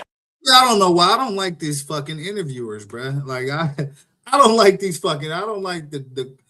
Have you guys ever even listened to a damn rap song? Have you ever been to a show? I think weed's very prevalent. No shit, Sherlock. Like, who the fuck wrote these interview questions, bruh? And writing lyrics. I need some good stuff. Is weed a big part of your life? Oh yeah, no question. And you don't hide it. Do you think is weed a is weed a big part of your life? He's a fucking rapper. What the fuck do you think? I want to slap the shit out of this dude, man. You get the likes of it. No, now we hear these rumors that, hey man, I write some of my best stuff when I'm high. Is that true? Yeah, I can write sober too, but I'm hardly ever sober. A little more creative that way. Yeah. Meet Big Joe, by the way. He's real creative also. Oh, yeah. He's real creative. As in, he's always smoking too. Yeah. All right. So you're saying you know what? I think that takes a big man to admit that. You're not going to try to hide who you are. You are who you are. So you're saying you hardly ever are sober. Are you high right now? Nope. But as soon as the show's over. Like I said, meet Big Joe. He's right. Yeah, this feels like an interrogation. I think that's I think that's the problem that I have with this shit. I think Big feeling this shit too, bro. It's like, are you high right now? What the fuck you mean, man? Mind your business, man. Ask these damn questions, bro. Yeah, let me know in the comments. Do I got it? I'm a little high right now. Maybe that's why I'm offended, because I'm a little fucking high. Get the light. Thanks, buddy. All right, hey, Fanny Pack. Notorious B.I.G. is in studio. We will get into it all. We'll talk about everything. I want to thank you right off the bat for coming in. Let's take a quick break. Let's come back and talk a little music. What you're into now. Hypnotized is. Oh, what a great band. How are you doing this? How are you putting out hit after hit? I mean, are you just on a roll right now? What's the deal? On a roll, I guess. I don't know. I'm just top producer on the East Coast. Name him. Top producer on the East Coast. Name him. Premier. DJ Premier from Gangsta. Yeah. Wow, that's interesting. Hey, listen, I would have thought he said Puff. He was signed to Puff, but he said Premier. That's interesting. Where would you rate in producing yourself, Puff Daddy? Where would you put him? Puff Daddy is up there too. He got dope ideas. Whoa, hey, whoa! Was that a shot at Puff? Was that a little shot at Puff right there? Hold on, man. How are you putting out hit after hit? I mean, are you just on a roll right now? What's the deal? Listen, the more I think about the way that this shit just unfolded, I think that was a shot at Puff, man. He ain't put Puff in his top spot, but he signed to Puff. And when bro asked him about Puff, he like, yeah, he got good ideas and shit. He asked him who the best producer was on the East Coast. So listen, I'll be paying attention to shit like that, man. I guess that's what make me Cali motherfucking Drake, man. Get the likes up. On a roll, I guess. I don't know. I'm just top producer on the East Coast. Name him. Top producer on the East Coast. Name him. Premier. DJ Premier from Gangsta. Yeah. Where would you rate in producing yourself, Puff Daddy? Where would you put him? Puff Daddy is up there too. He got dope ideas. Do you collaborate on anything with any West Coast producers? Yeah, I haven't, but I will. I mean, I'm just getting over, this whole situation with this East Coast, West Coast thing, when they was going through their things and we was going through our things. I just came over, trying to basically squash it. My album's about to drop March 25th. I need to be all up in the Bay, all up in Oakland. So this is okay. So this is 4 days before Big gets unalived, man. This is March 5th. Big died on March 9th. So this is 4 days before Big passed, man. So as you can see, he talking about coming to the West Coast to squash the beat. But man, they very much underestimated what was in the air on the West Coast at this time. That's a fact. Right. All over. So I'm here. I got to grind. You know what I'm saying? Right. If a producer wants to do something, whatever, we can link up. I think most artists are heading towards that area, are starting to respect, hey, you got your style, I got mine. Sometimes we can collaborate, sometimes we don't. But I think more artists are heading towards that, squashing the whole East Coast, West Coast thing. I'll tell you what. Is that true or not? What? Oh, the Squashing the whole East Coast, West Coast. I mean, it wasn't really a beef to me in the beginning. You know what I'm saying? Not for other artists. It was just a personal problem between me and somebody else. Right. It just happened to wage into a East Coast, West Coast. You know. Right.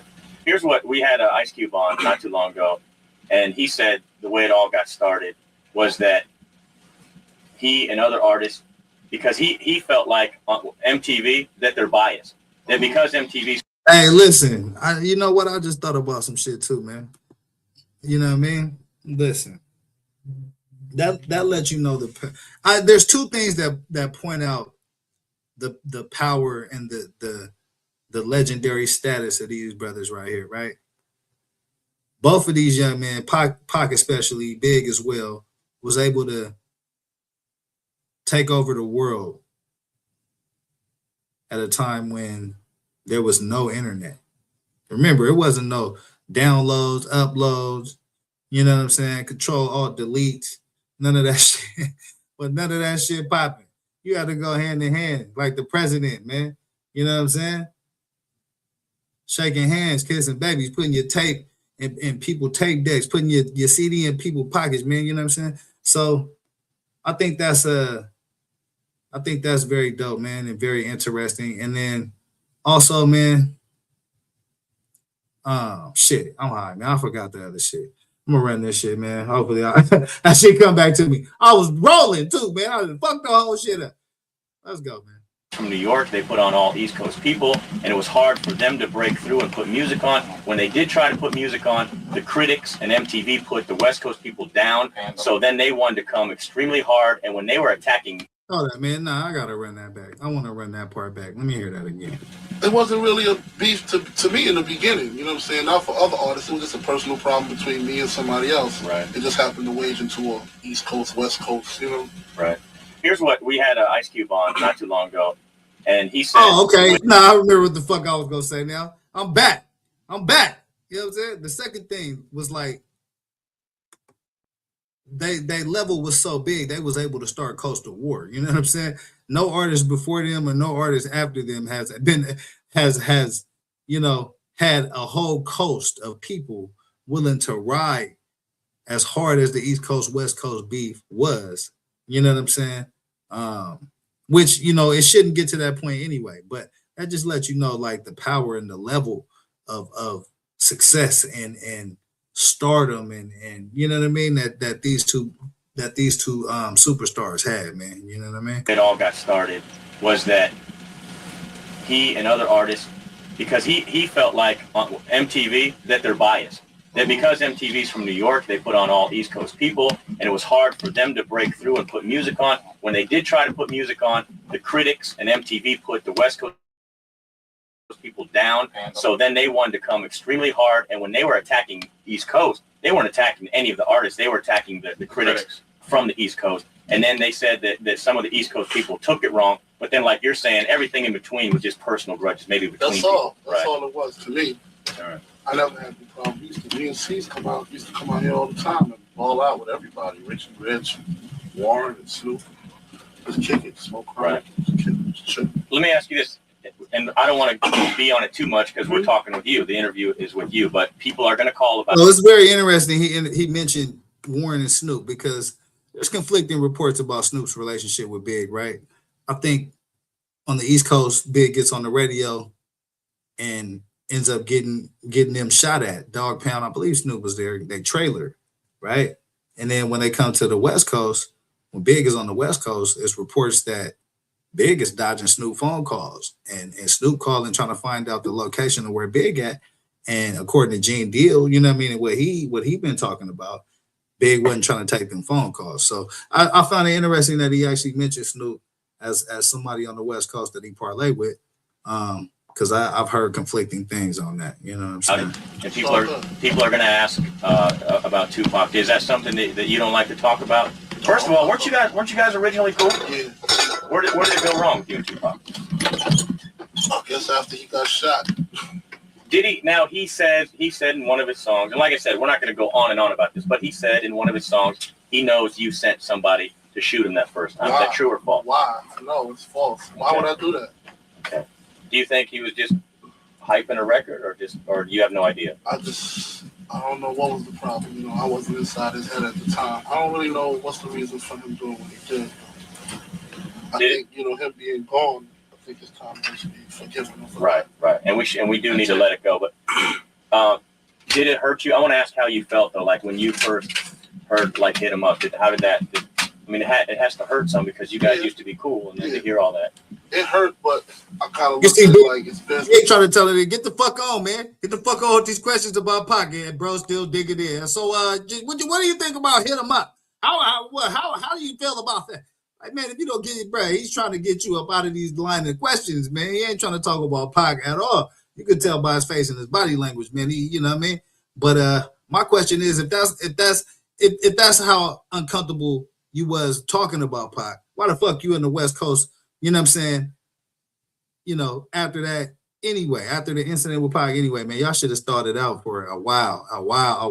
They severely underestimated the environment. You know what I mean? And so, yeah, this is 4 days before Big passes, March 5th, 1997, man. His last interview with JV, the Doghouse. You know, when you at the top, you just gotta go for the top person's neck. You know what I'm saying? You just gotta get your spot. You know what I'm saying? That's what he wanted. I can't be mad at him for that. He just do what he gotta do. You know, I couldn't be the one to do it back though. That's not my style. Okay. So Big's explanation is that Pac wanted to get to the top spot, so he did what he had to do to get through Big, who had the top spot. I don't think that was very accurate. Matter of fact, I know 100% that's not very accurate. Pac was always, you know, doing better as far as sales and as far as attention, as far as notoriety than Big. But Big was also hot and popping at that time, and he had the whole East Coast behind him. And so he definitely was making a lot of noise. But you know, even then, I mean, everything Pac dropped, that shit hit the streets, and it was on fire. Like Big shit hit hard. Like it hit hard. All that Ready to Die, all that Life After Death shit, that shit hit hard. But All Eyes on Me, I've never seen. I told this story, man. I've never seen. I was in high school playing ball. The homie go grab the All Eyes on Me from at lunch. He cranked that bitch in at practice. Bro, I've never seen a whole gym full of people quiet, nigga, for like 20, 30 minutes, just like in awe. Like that All Eyes on Me, bro. Just like the hardest shit we had ever heard at that time, hands down. And actually still some of the hardest shit to this day. You know what I'm saying?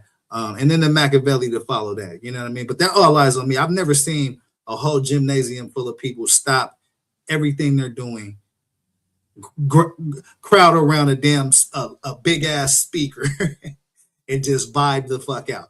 And it was like, wow, you know what I mean? And till this day, I've never, and there's been a lot of great artists to grace the world, but you know, when that All Eyes on Me dropped, that was an experience that I'd never ever seen and never experienced and haven't experienced until this day, man. The streets was feeling that shit. I have to ask you one more question along those lines, and it relates back to the show. And then we got to take a break, and we'll come back. And people, I promise we'll get you in here. What's Slick Rick?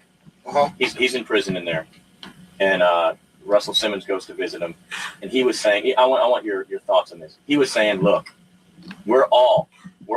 Hey, what's y'all favorite Big and Pac albums, man? Put it in the chat. What's y'all favorite Big album? What's y'all favorite Pac album, man? Put it in the comments. All of us that, you know, for the majority of it, you know, there are some studio rappers that, you know, pretend to be, you know, from the hood or whatever. He goes, but, you know, we're all from there. And we've all been through that. And we've all come, you know, from the streets, and we've all, you know, had to tote the guns and do all that. But there comes a time, if we're going to make a better life for the future, there comes a time when we got to move on. Let's let this go. Let's rap about something else. How do you feel about that? About letting go of some of the... I mean, me personally, I got to rap about things like that because that's all I know. You know what I'm saying? And I look at myself as the eyes of the world. You know, I got to tell my story. I tell what I see. If I was involved with other things, maybe I would rhyme about other things, but that's all I know. You know what I'm saying? At the same time, I know what people want to hear, and that's not all I rhyme about. You know what I'm saying? If there's one thing that I heard about Ready to Die, it was like it was a full rounded album.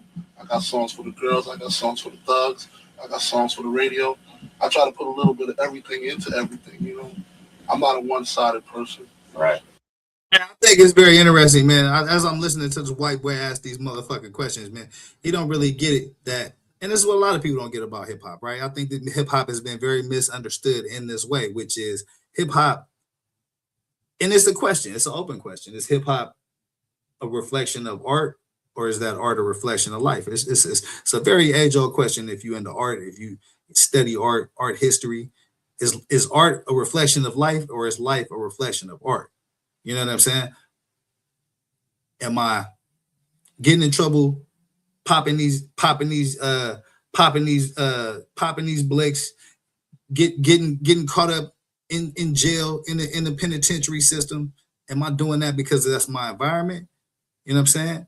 Or am I doing that because that's really how I'm living? You know what I mean? And you know, that's a back and forth question in hip hop. But I think, you know, a lot of rapper stories start off that same way of just, you know, doing anything they had to do to get out. If you look at Glorilla, man, I know Skull covered, you know, Glorilla a whole lot, man. You know what I'm saying? And her family situation. You know what I mean? And it's a lot of different, you know, entertainers, artists that came from nothing. You know what I mean? And so, but is that a reflection of art or life? You know what I mean?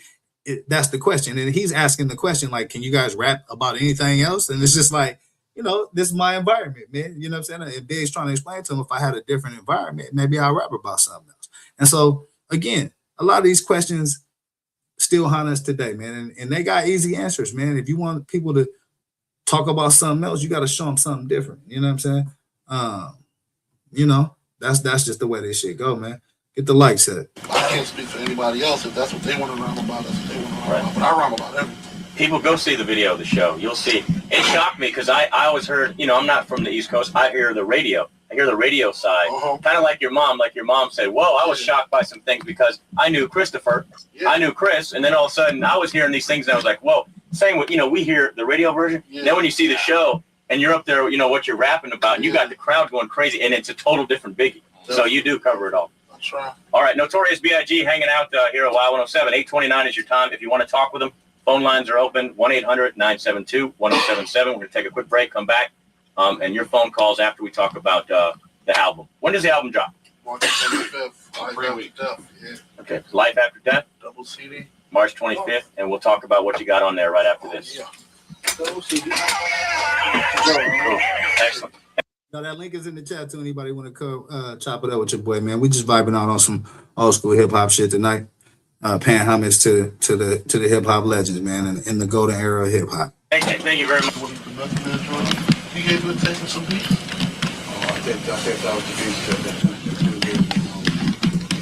beat. All right, Rachel, you got your picture? Rachel's been bugging me. Yes. I did. Thank you very much. She's never excited about anyone that I'm comes not in really. all day yesterday. She's like playing all your I music. hate it. Put it on your record gate. Thanks, Lance. I didn't want to be in the video either. Appreciate it, Yeah, man. I have What's the that like? forecast. I mean, that must be. Not this And I don't know. Maybe you're tired of it. But to walk into a club though, and everyone's going, "Oh no." I mean, if they wasn't doing it, I probably would feel like I'm not doing my thing. You know? Right. All right. Here's what we're gonna do. These people on the phone's been waiting forever, so we're gonna run through. All right. We'll talk to the people. You get to talk to Notorious B.I.G. right now. 1-800-972-1077. We'll run through a line of these, and then we'll get into your album. What was your favorite song, Big Joe? Joe, what was your favorite song? Oh, Dreams. And you ain't released it yet, you said? Nah, it's old. Why Big Joe walk up on Big like that though, bruh? I got a whole bunch of fucking problems with this interview, bruh. Why Big Joe with the purple hair looking all weird walk up on Big like that though, man? You know what I'm saying? Look how Big looking at him, bruh. Like, bruh, back up a little bit, bruh. Like, what the fuck going on here? Big zesty ass, Teletubby looking ass. It's an old one. It's unreleased. It's all about like R&B chicks and talks about. I heard a rumor like you got kicked off of a label because of that or something. No, a long time ago. I bet there's so many rumors. Why Big Joe all in Notorious Big personal space though, bro? Like, back up a little bit, bro. Like, this whole shit making me uncomfortable, bro. I want to hear what Big got to say and continue this interview. You know what I'm saying? But this shit's making me a little uncomfortable. From the questions to this motherfucker with the purple hair. Like, come on, bruh. This is the remix with Kelly Drake, bruh. I gotta break this shit down for y'all the best way I can. But damn, they making this shit hard, bruh. Yeah. That rumor, that song's bad. It's never been released because the song's bad. He caps on like, it's like dreams of having sex with R&B female singers. Yeah. Oh, I heard it. I heard that with you. Remember, were you that time? Yeah. It's like, if you want to know what it's like with Toni Braxton, just ask me. She was all over me at the Grammys. He says like SWV. Flew out and came. Man, that's cap. That's motherfucking cap, bro. We not gonna let Toni Braxton go out like that, bro. That's motherfucking cap. Do you like to do award shows and stuff, or is there some things that you would rather stay away from? I mean, are you into the Hollywood thing or not? I mean, I just want to get my hands on everything that's going to help me get paid, really. Whatever it is, whether it's movies, TV. And your favorite, we ought to ask you your favorite out of everything you've done. What are you? My favorite out of everything I've done? I kind of enjoy everything. Okay. The whole, you don't understand, man. Being in the corners in Brooklyn in the winter, like in January, having to sell drugs on the corner, to this. You like it all, huh? Yeah, man, I like it all, man. Throw me out some artists that you're like, man. Now, if I'm gonna sit home or if I'm gonna be in my ride chilling, putting on a CD, this is who I'm gonna listen to. I don't really listen to too much like hip hop unless it's like family oriented, like Bad Boy or whatever. Right. I usually like listen to slow songs, like slow old songs, like stylistics and dramatics. You know, my problem is everything he says brings me to another question. I'll never get to one more question on that. Bad Boy. Who's running it? How does it work? How did it get put together? Puffy's running it. Straight up, Puffy's running it. That's all him. Now that man's getting seriously paid, isn't he? Yeah. Because many people say that. I've had people come to me and go, "Oh yeah, Notorious is running Bad Boy." You get a raise. Everybody gets a raise if I'm running it. All right, let's go to the phone. I like asking out with Notorious. Yeah, that's a little bit of insight to how Puff was running this shit. You know what I'm saying? Yeah. Let's continue, man. You know what I'm saying? I enjoy watching these old clips, man, because again, man, this is what I grew up on. You know what I mean? This is the golden era of hip hop. All the little bullshit y'all see, the emulations came from all of this right here, man. So it's important, man, to keep the OGs' memories alive, pay the homage, drop the flowers, man. And you know what I mean, represent for what hip hop was, is, and always will be. You feel what I'm saying? PIG, good morning. Bye. Good morning. Thank you, Mama.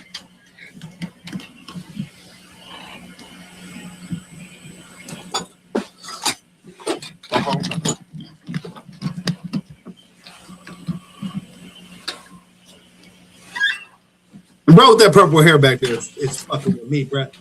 And somebody get his ass. Well, as far as inspiration, I kind of say my mother was my inspiration because, you know, she worked and went to school and worked and went to school, and I just wanted to be able to do something for her to be proud of. So she kind of inspired me to like do the best that I could do. And with the East Coast West Coast thing, like I told some before, it's just a situation where it was just me and Pac had our little differences or whatever, and we kind of was so powerful as far as like artists that we could wage something like that. You know, it wasn't something that we intended on doing, but you know, you got your ignorant people, you know. Yeah, bro. I said that same shit. They had so much power that they could wage a coastal war. You know what I mean? Troops out in the streets, ready to ride, and you know, that's some powerful shit. I wanted to say, well, we hate the East, and you got your people that say we hate the West. But I'm here to take over and say that it's all over with. I'm in the West right now. If you need me, you want to see me, talk to me, whatever you want to do, cool. Now's the time. Call on up. Is it that? Yeah, man. Shit. And they're looking at this video now, man. Him making that statement right there. Damn, bro. You shouldn't have had your ass on the West Coast, big. That amazes me, the power you guys. I mean, you guys do. If you say something, they'll back you up. People will come ready. I really recognize the strength, you know what I'm saying? So since him not being here anymore, I got to take up his end and my end to just dead it. You know what I'm saying? Puffy and Snoop started it, you know what I'm saying, with the interview and the conference on just ending it. But, you know, everybody everybody wants to hear what Biggie has to say. You know what I'm saying? Right. Are you going to be? Will you be a part of that? Getting on panels and conferences and Whatever all that? I gotta do. Squash it? Whatever I gotta do. I mean, I hate to say squashing it because it was never a beef to me. Right. You know what I'm saying? I never felt threatened by it. You know what I'm saying? So I Right. hate to say squash it. I just wanted to end it. Put it behind us. Yeah, just put it all behind me. On that level, it is amazing. I mean, if you wanted to, you and a producer, you can turn out a song in a day. You know. Yeah, y'all got to remember, man, feelings and tensions was very, very high around this time, man. Tupac had just died about 6 months earlier. I remember the morning Pac got shot, and I hop on my school bus, you know what I'm saying? And it was like probably a 40-minute ride to school, you know what I mean? With the school out in La Jolla, you feel me? Y'all go look up La Jolla, California, man.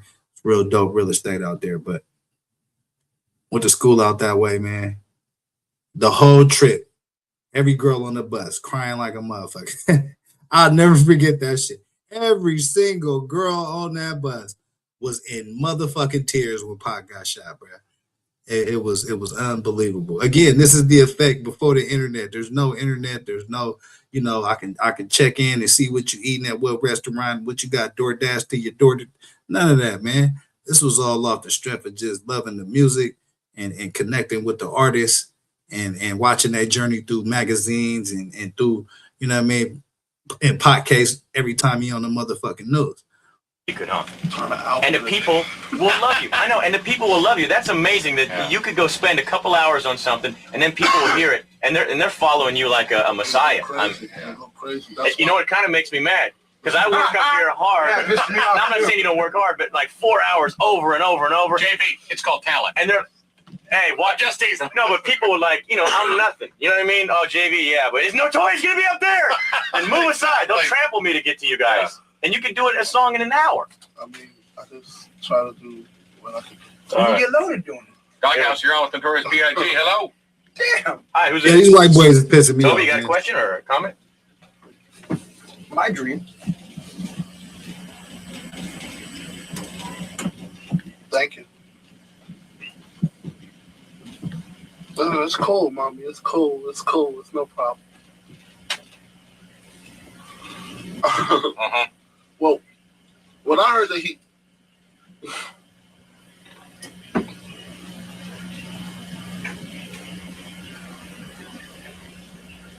Hey, listen. It lets you know too. I think she asked him a question about Pac, right? It lets you know how much power Pac had. You know, it's 6 months after Pac death. All the questions that people really diving into is what's going on with Pac. Pac dropped, hit him up. What you think about it? Man, that lets you know, man. Like it was, people were consumed with this shit. You know what I'm saying? It was two coasts going against each other, man. You know what I mean? Everybody riding to the nines of with their side. You know what I mean? So people was very much invested in this situation, man. You know? I mean, people, I don't know how people just want to see things, you know? You just got people just like that just want to just edge things on. And remember that game Telephone you used to play where you would say something in somebody's ear and you just keep saying it, and by the time it gets back to you, it's a completely different story. Mm-hmm. That's basically how it is, but it started from here and got all the way changed by the time it got to the East Coast, you know? I had nothing to do with that. It just happened to be a coincidence that he was in the studio. Yeah, you know what I'm saying? He couldn't really say who really had something to do with it at the time, so he just kind of like leaned the blame on me.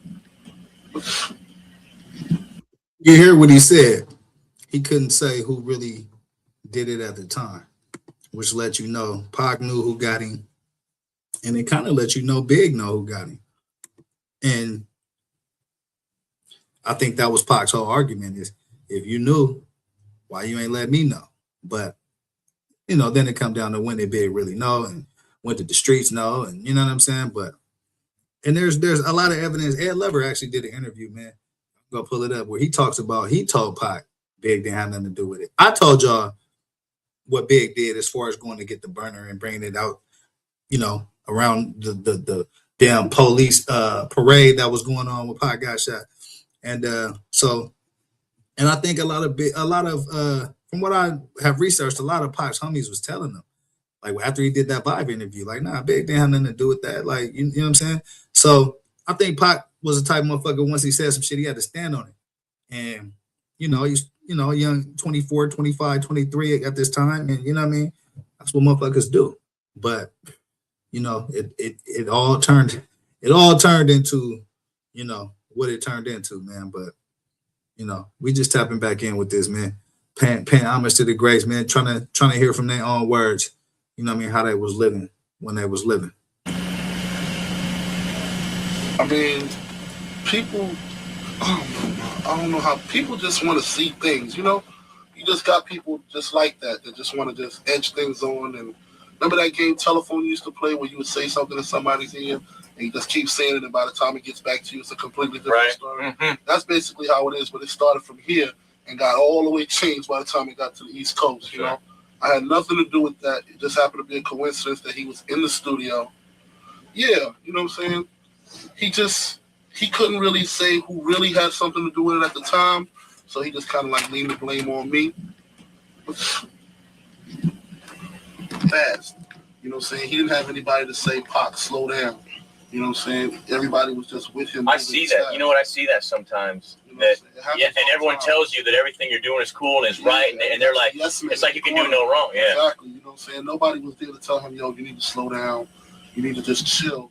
I went through the same situation in the summer where I was just moving too quick. I was going through problems with Faye, and I had my daughters, and I was just getting a whole bunch of money, and I was in a car accident, and just moving too fast, and I just had to just sit down. And when the whole Tupac thing went down, you were in a car accident dealing with your own thing. Yeah, so it's just time. It was just time for me to just say slow down, and nobody was able to tell him that. I've seen that with Snoop Dogg too. He's really gone through a maturing process. You got to. You kind of grow up. You got to. You've had to spend your time growing up while you're making the money and getting things handled. Doghouse, you're on with Notorious B.I.G. Good morning. Get the lights up. Get the lights up, man. It's the Notorious B.I.G. We tapping in on some old school hip hop conversation, man. Tupac and Big, just paying a little homage to the greats, man. In their own words, letting them, you know what I'm saying, explain how they was living when they was living, man. You know what I'm saying?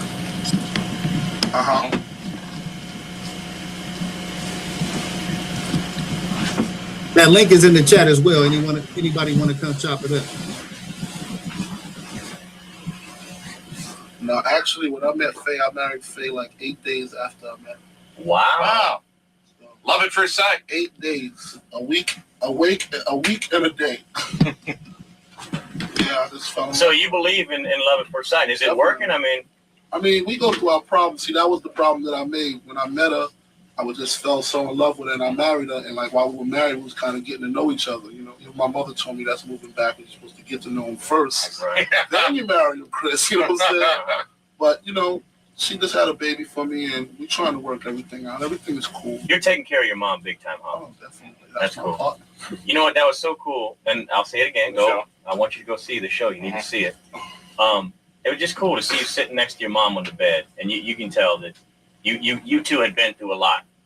She jumped you and she was on your back, but that's your mom and you love her. I mean, that's the only person I got, really. I don't really know my father. I don't know him. And my mother woke up in the morning, went to school, went to work, went back to school at night. Right. Just for me. So I can't really downgrade her. Only thing I could do is just get everything I can out of this and make sure she never has to work again. Doghouse, hello. You're on with Notorious B.I.G. Hello. Get the lights up, man. This is the Notorious Big. Hey, Mikey, what's going on? Chopping it up with the people, man. Thank you.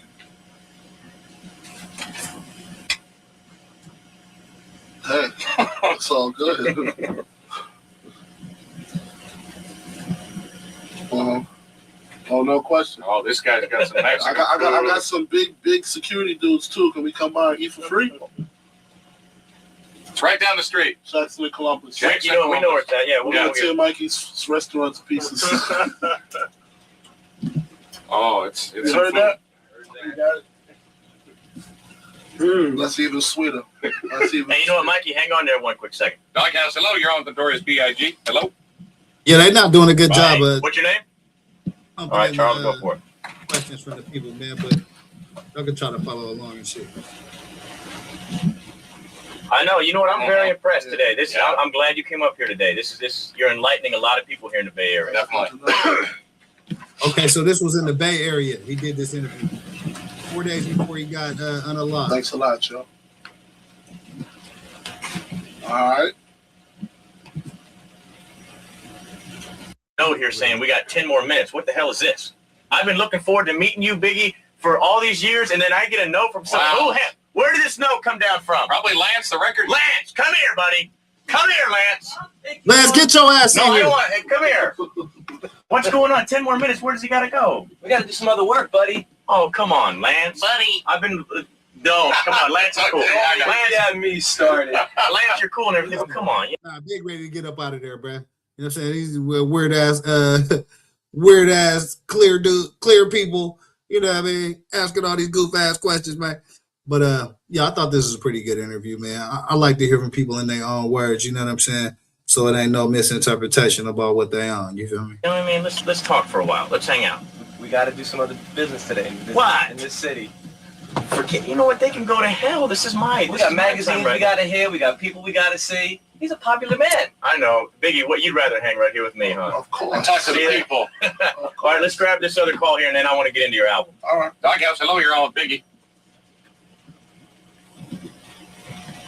3. Get the lights up.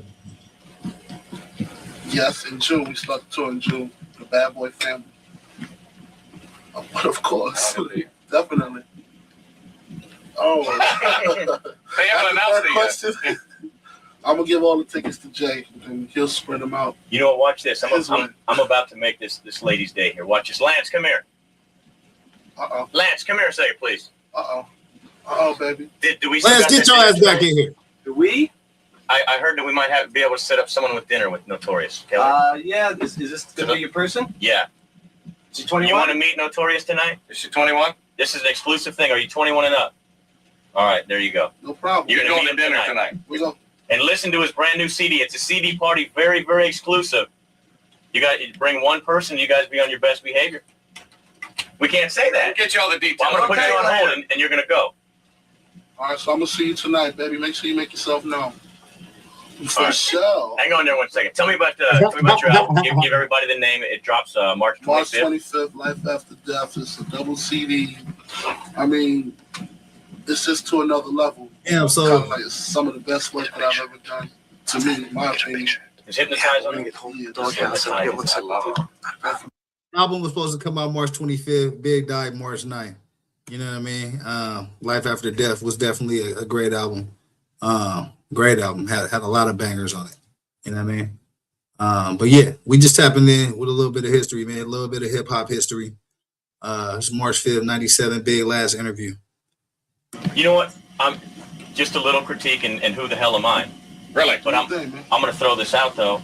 Most of the times in music, you hear like, you know, the hook is strong. You'll have a strong female singing. It's like, oh, you know, it's a bomb. And then the rap comes on and it's okay. And it's barely getting through until you get to that hook. And then that gets you going again. I'm telling you right now, on all your music, including Hypnotize, like the girl singing, it's cool and everything. But your raps are what makes it. Your hooks are not even the strong point of it. It's like, Bro, he was a singer earlier, bro. Now he's the rap. Now his rap make the hooks. You see how motherfuckers just be spinning and tap dancing and shit, man? Bro, you was calling him a motherfucking singer 30 minutes ago in the interview, and now you're telling him his raps is what make the difference. Man, I mean, motherfuckers be they'll try to sell you anything, bro, just to get in good with you, bro. You gotta watch these motherfuckers, man. I don't like these interviewers anyway. I ain't like this whole damn interview. Big was kicking what he kicking, man. But these interviewers, man, they could have did way better. Like, well, get me back to Biggie. Hurry up. I want to hear him rapping again. I just try to do my thing, man. How many? What are some of the? Give me some of the names of the cuts that you got on there, and briefly what I got Notorious Thugs with Bone Thugs and Harmony. I got Love the Dough with Jay-Z and Angela Winbush. I got Loving You Tonight with R. Kelly.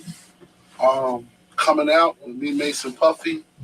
Long Kiss Goodnight, produced by the RZA. Kicking the Door and the 10 Crack Commandments, produced by Premier. You're Nobody Till Somebody Kills You. Whole bunch of. Ooh, hey, them are two bangers right there, though. The 10 Crack Commandments, I didn't know Premier did that. And that You're Nobody Till Somebody Kills You. Whoa. Hey, bangers, man. Hey, that link is in the chat as well. Anybody want to come chop it up with your boy, man? It's the remix with Cali Dre. Subscribe to the channel, man. Get the likes up. I got like 28, 30 songs, man. It's a big. It's just beautiful. Be in your record store 3 weeks from today, Life After Death. That's too short? Oh yeah, I got a song with Too Short. Oh, really? All right. Pimps and Hoes. Cool, and that's on the album? Yeah, definitely. Oh, real cool. Right on. Yeah, that's a banger too, man. It's crazy, right?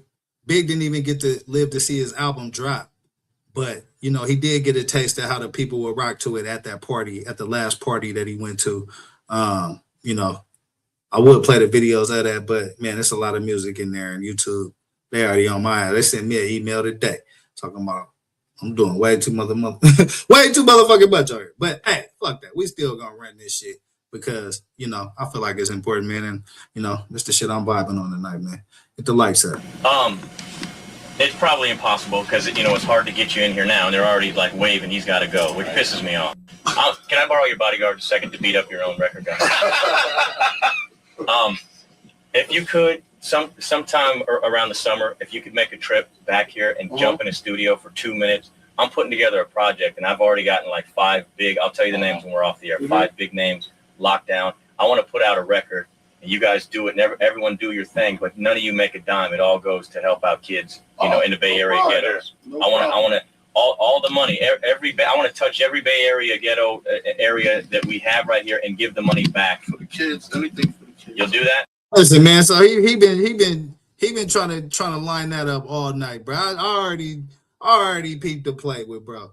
You know what I'm saying? That's why he spent and tap danced this last little 10 minutes of the interview talking about, yeah, man, your raps make all the whole rap, man. Forget all the singing, forget that. You don't even need any fucking music, man. Just you a cappella, man, is what I fucking need to hear, man. He trying to hit him up for some damn charity, bro.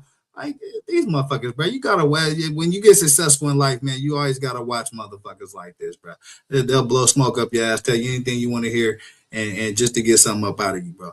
I ain't feeling these interviewers, man. This was a cool interview, but these 2 motherfuckers are some goofballs right here, bro. And that's just what it is. Can I get shake on it right here? In the summer, you're going to come back and work on that with us, right? No problem, man. Okay. And I work fast. I'm a very fast person. Good deal. I'll tell you what, we're going to take a quick break. We got time. How much left? We got like 5 more minutes, right?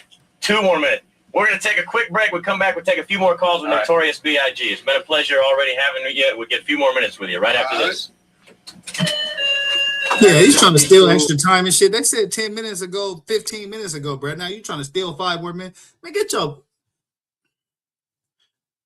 This for the people, man. I'm going to let y'all vibe out to this shit. My bad, bro. I'm going to quit stopping this shit. My bad, bro.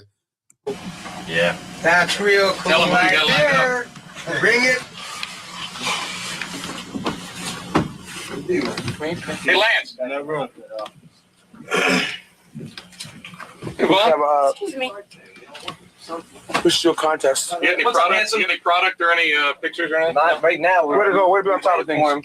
I got about 3 or 4 CDs and single. Can you sign them and give them away, maybe? Right on. Elvis, we'll get 5 of them. Cool. Okay. Thanks, man.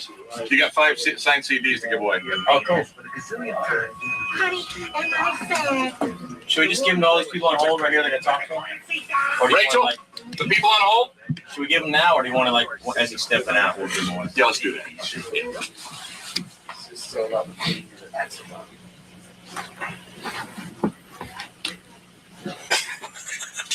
All right, you didn't bring any pictures, so you can't sign anything for my brother, but I'll tell you what, I'm going to roll this tape. He's like your biggest fan. My brother, like, was trying to fight my parents to please stay home from school. They wouldn't let him do it.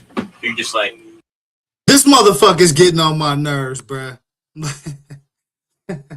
This motherfucker's getting on my nerves, bruh. In the beginning of the interview, he told Biggie he was a great singer. He's singing about the streets. Man, you need to stop singing about the streets, man. Can you sing about something else, man? We're tired of hearing all this fucking street shit, man.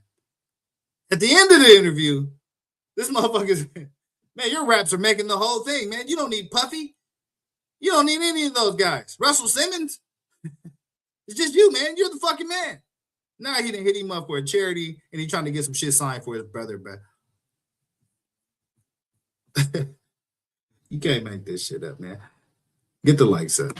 His name is Josh. I'm just going to roll it on tape right now. It'll be live on the air. Plus, I got it on tape right here. If you just say, and he goes to Newark High School. If you can just say, you know, what's up to my boy Josh, JV's brother. JV's brother, Josh. What's up? What's up? What's going on? It's Notorious B.I.G. I'm in Slam. You know what your brother. We just chilling, smoking, kidding. No, you can't smoke no more. Oh, no more smoking. Up in Newark High, chilling, balling, you know. All right, cool. We're gonna go through these last 5. We got 5 more people. You'll be the last one to talk to him, and then we got some signed CDs. Yeah, we got the CD single of Hypnotize.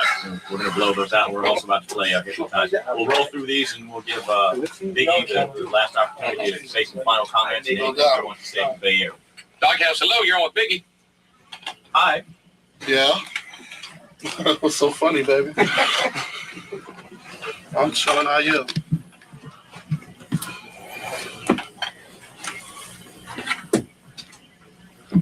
Mm-hmm.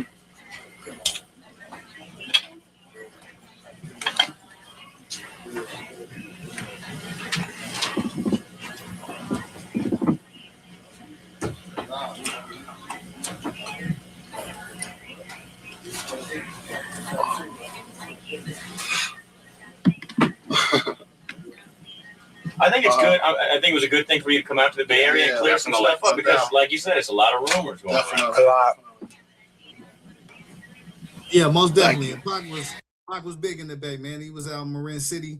You know, I think that's where he started with Digital Underground out that way, man. So definitely big going to the Bay was a must. You know what I'm saying? To try to clear the air. You know, if he's gonna be out here in the West Coast and if you're gonna step foot in California, man, you definitely got to test the Bay and hear what they got to say. You know what I'm saying? Thank you, man. Shout out to the Bay. Man.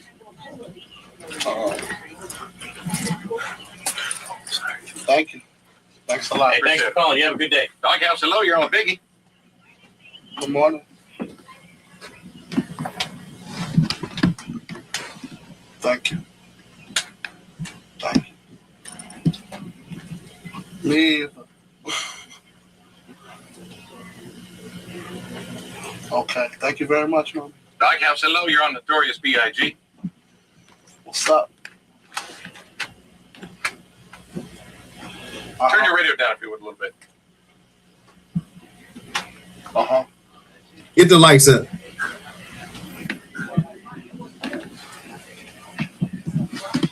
That link is in the chat too. Anybody want to come chop it up?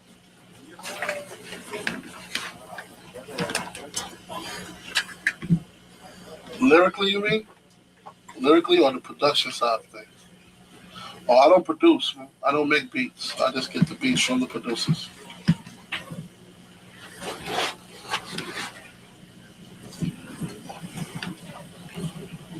I mean, that's all up to the producer. Whatever the producer decides to do. Biggie will work with a producer, and then once he lays some stuff down, you just That's start when I flowing start and going, writing. right? Yeah, I just get the beats first, and then I rhyme. I don't produce. Doghouse, hello. You're on Notorious B.I.G. Good morning.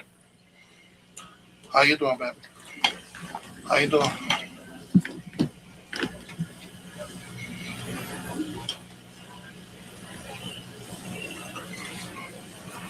Actually, I don't. I don't even know how to really do that. I gotta write. I write everything. I don't know how to freestyle.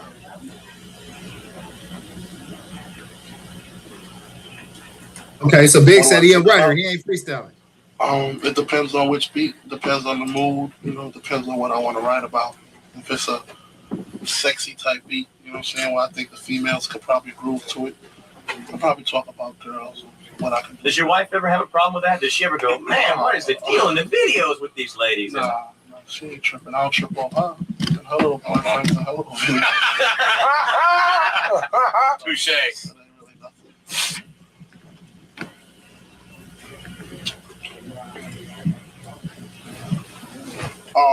I wanted to, but you know, Pac had kind of did that with the Dear Mama thing, so I wanted to just I try to do different things.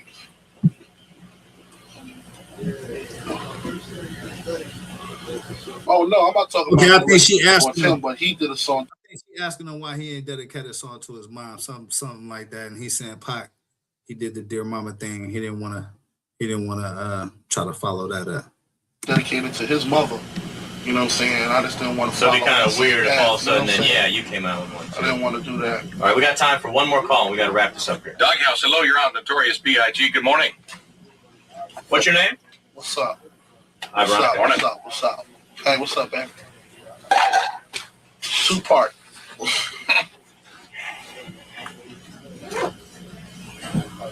Thank you, Mom. Thank you. Thank you. Thank you.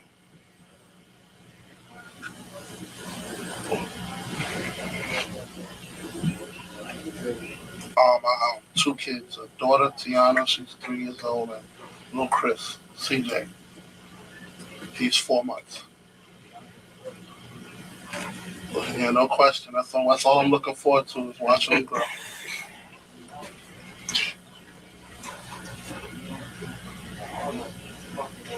Yeah, and that's all he's looking forward to is watching them grow, man. You know what I'm saying? It's unfortunate he didn't get that opportunity. His daughter was 3, and son CJ was I think he said a few months. So yeah, you know what I mean? Really hit close to home, man. He had 2 little ones who now is probably grown and doing their thing. I don't hear a lot about his daughter. I know his son was rapping. I don't hear a lot about what his daughter into. But yeah, you know, it's another family that had to suffer the loss that was unnecessary. You know what I'm saying? Yeah. I was trying to get with 40 for the new album, but the record label he was on was saying that he was kind of tightened up in the other projects and things. You know, he got other groups and stuff that he has to put out, so he couldn't really have the time to do it. So. Have you talked to him though? Have you had the opportunity? I spoke to him one time. I saw him at the fight. You know, we was at the fights together. We kicked it. We said we was going to collaborate on some things. That's the song that I wanted to do with Too Short also, but Right. he was stuck on a lot of stuff that he had to do. But I'm sure we'll link up in the near future. Definitely. I wanted to do a boat ride out here with me and him. So yeah, it's interesting that he bring up E40, man, because it's I don't know if it's confirmed. It's something I heard back in the day about him and 40's relationship, where I think 40 heard. I think they asked Big either what he thought about Bay Area rappers or what he thought about E40. It was some around those lines, and Big, I guess his response wasn't very flattering toward E40. And so, from what I have heard and what you know, a few rappers have told the story of is E40 booking Big to a show out in the Bay Area at a club. When Big get there, it ain't nobody in the club. I guess a few grimy looking individuals, and Big get on stage. I think they start throwing quarters at him. You know what I'm saying? And you know, yank him to the back. They call 40. You know, they have some words, and I guess, you know, 40 get a word to let him up out that situation. So yeah, that's a story I've heard, man. You know, from a couple of different sources. You know, how accurate it is, you know, I don't know, but it's interesting that they, you know, they in the Bay, they're definitely gonna ask about 40 at this time, and just hearing this response kind of made me think about that story. You know what I'm saying? Get the like. Hey, what's up, man? Tupac.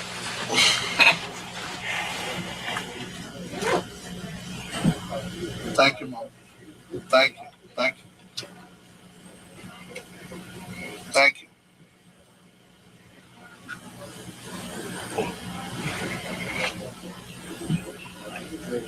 I have 2 kids, a daughter, Tiana, she's 3 years old, and little Chris, CJ. He's 4 months. Yeah, no question. That's all I'm looking forward to is watching them grow.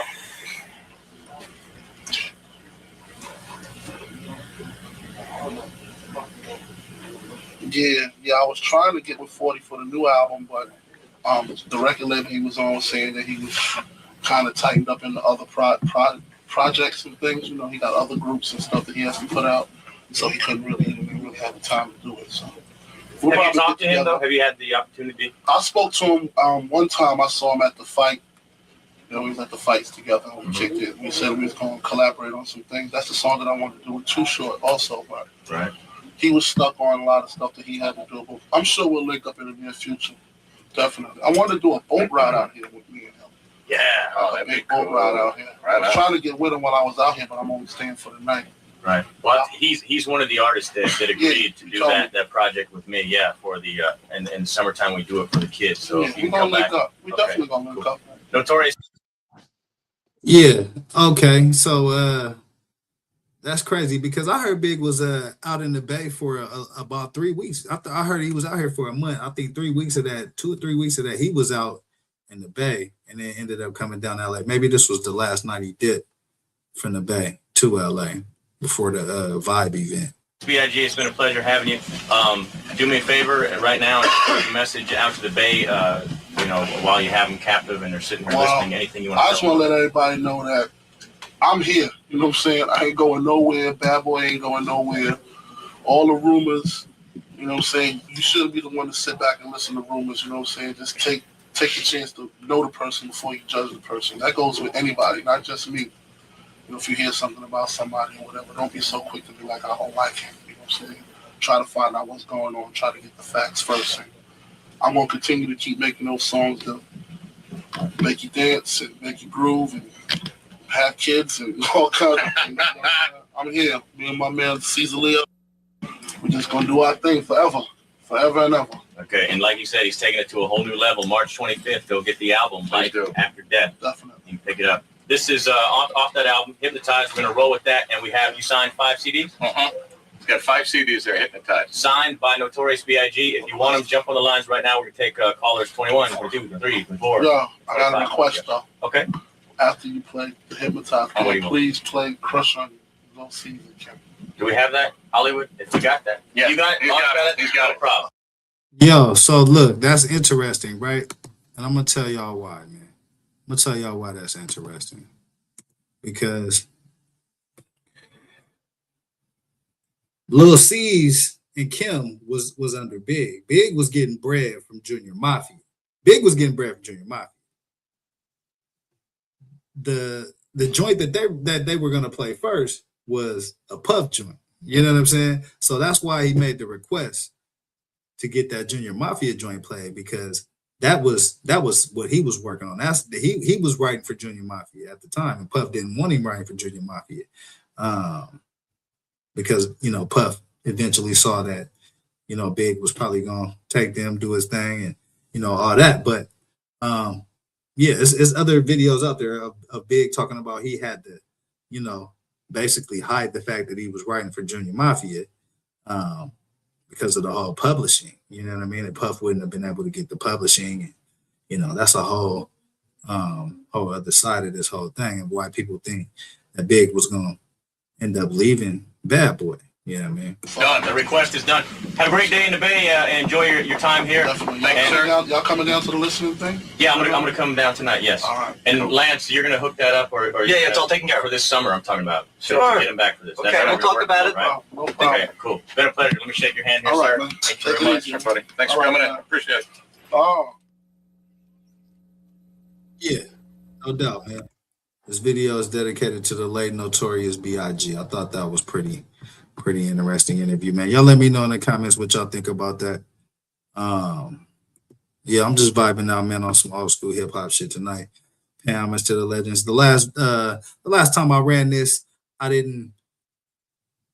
ran a lot of Pac video, but when I went back and watched the live I did, to cut the edits and edit the videos for you TikTok, not the MAGA mind grows this time, but the motherfuckers on TikTok that's vibing on this hip hop shit. But I noticed that I didn't really give the Notorious Big, a lot of the propers and a lot of the time from that last live, because a lot of the videos I had of his, they had a lot of music in them, and YouTube, what I'm saying, they not fucking around about that. So that's what I wanted to do tonight, man. Spend a little bit of time on Big. Ran a little bit of Pac in the beginning. What we looking like on time, man? I want to show this other video, man. I was gonna get into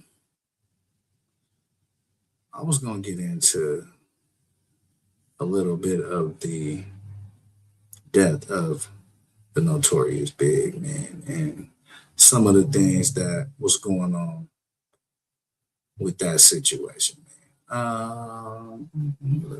Yeah, I'm gonna run a little bit of that, man. It was this video I wanted to play. Where is it? It's a video I want to play, man. It's kind of breaking down some of the information. So I tell people that's interested in this topic, man, that there's a documentary called The Dossier that I started to break down. It's purely audio, so it's hard to break down, man. I've been trying to figure out how I want to do it, maybe create some AI characters or something like that. But that video is very insightful as to who actually ended up taking the life of Biggie Smalls. And it's done by a documentary filmmaker and the FBI agent that worked on the case. And so the FBI agent basically has visibility into Big's case, the Rampart case that was connected to Big's case, and another Rampart officer that was working with the Sinaloa cartel. And so they do a documentary, man. It's real deep. It goes down what exactly happened to Biggie Smalls. If y'all want to check that out, y'all can check that out. But there was I've found some videos that are related to that, and I wanted to show one of them right now, man. Give me 1 second, man. Hey, y'all get the likes up. Appreciate y'all for rocking with your boy. I'm just vibing out on some old school hip hop shit tonight, man. I did a live earlier, man. Y'all make sure you go watch that live I did earlier as well. Broke down a bunch of topics, man. Ray J, what the fuck going on with him? All the allegations against him. Dean the Great got his ass knocked out again. So y'all go watch that live I did earlier, man. That shit was pretty late too, man. Pretty interesting. But tonight, man, I just was like, damn, you know what I'm saying? I want to get back on this hip hop topic. And so, here we go. I want to get back on this hip hop topic a little bit. And so this is how I want to start this series with Pac and Big. I'm going to actually cover a lot more artists as well. I'm going to move around the country, different influential artists. But, you know, in my time growing up, man, there was, you know, no two bigger, more influential artists than these two. So that's where I kind of wanted to start this series. And that's why I titled it Controversy and Conversation, because around these two, most definitely a lot of controversy and most definitely a lot of conversation, you know what I'm saying, to be had. But I want to dip a little bit into, oh, here it go right here. I want to dip a little bit into kind of what happened to the Notorious Big. Here, let's look at this video real quick.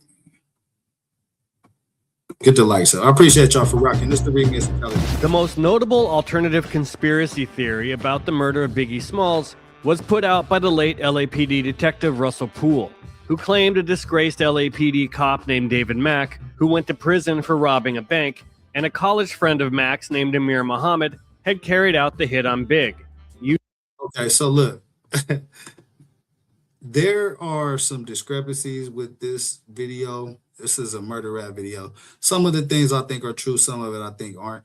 The Russell Poole angle of what happened to Biggie Smalls most definitely, I think, is 100% factual, and I think that's the conclusion that the FBI agent that did the dossier came to as well. So this part is very much relevant, though. Get the likes up. Using Mack's mid-90s Chevy Impala during the drive-by shooting.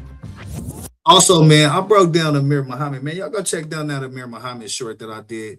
It'll give you an idea of who Amir Muhammad was, man. A college friend of Mack's named Amir Muhammad. Yeah. Muhammad had carried Amir Muhammad, this guy right here, man. Most definitely very interesting history. You know what I'm saying? I broke down a short on what was going on with Amir Muhammad. But I think, you know, as you guys uncover who these people really was and what they was really into, some of this shit will blow your fucking mind. And that's why I spend time covering it, man, because it's a whole other separate cover-up when we're talking about Biggie Smalls and his unaliving that, you know, ranks up there probably in the top 2 or 3 in the history of this country, in my opinion. You know what I'm saying? Carried out the hit on Big, using Mack's mid-90s Chevy Impala during the drive-by shooting. At the core of Poole's theory are several jailhouse informants who came forward in the first few months and then years after Biggie was killed in Los Angeles in 1997. I've already covered 2 of these informants in previous deep dive episodes, Waymond Anderson and Michael Robinson. But both of their stories were easily debunked and they ultimately recanted. But Detective Poole's theory continues to get traction today thanks to books, podcasts, and YouTube videos. And as this theory evolved, another inmate came forward in 2000. His name was Kenneth Bogney, an inmate in California serving 40 years to life under California's 3 strikes law. Bogney helped add another disgraced former LAPD cop to the conspiracy, David Mack's friend, Rafael Perez, one of the most notorious cops in history, and supposedly part of the inspiration for Denzel Washington's character in the epic movie Training Day. Yeah, that's a fact. So Rafael Perez, one of the Rampart cops involved in the unaliving of Biggie Smalls, was most definitely, they say he was the inspiration behind Denzel's character in Training Day. So that lets you know, man, Rampart was very real out here in these Los Angeles streets, man. LAPD was on some real deal corruption, kicking ass, taking names, setting motherfuckers up, all kind of illegal shit. One cat working with the Sinaloa cartel. I actually might break that story down too. I think his name was Arredondo. He had a relationship with Sinaloa cartel, moving in hundreds of tons of cocaine. So that's when you look at everything that encompasses what surrounded the assassination, the murder, the unaliving of Biggie Smalls, man. It wasn't just the unaliving of a rapper. This was a very powerful set of individuals engaging in not only the action itself, but also the cover-up of the action to this very day. Get the lights up. Kong ain't got shit on me! Bogney came forward claiming that he had befriended Perez while they were together in the same prison for 8 months, from November 1999 to July 2000, and that for some reason, Perez had allegedly confessed to him the whole scheme to kill Biggie. Bogney is a very important figure in Russell Poole's conspiracy theory.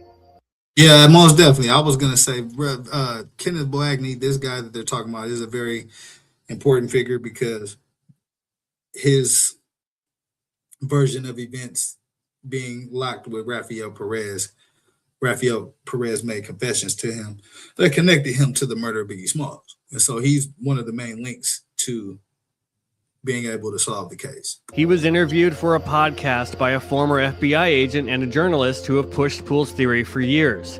So important to them that he was the focus of their second episode ever in their first season.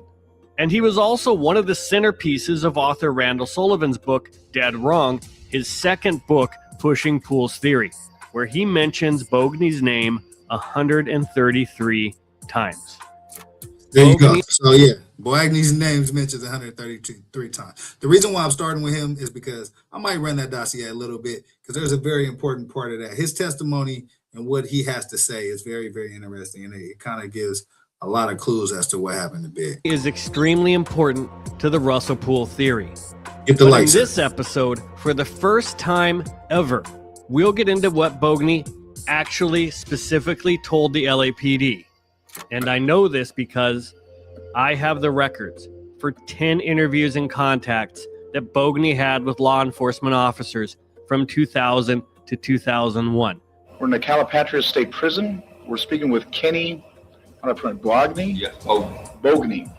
And in the end, I'll show you how that new interview that Bogney did for that podcast a few years ago completely destroys this whole story.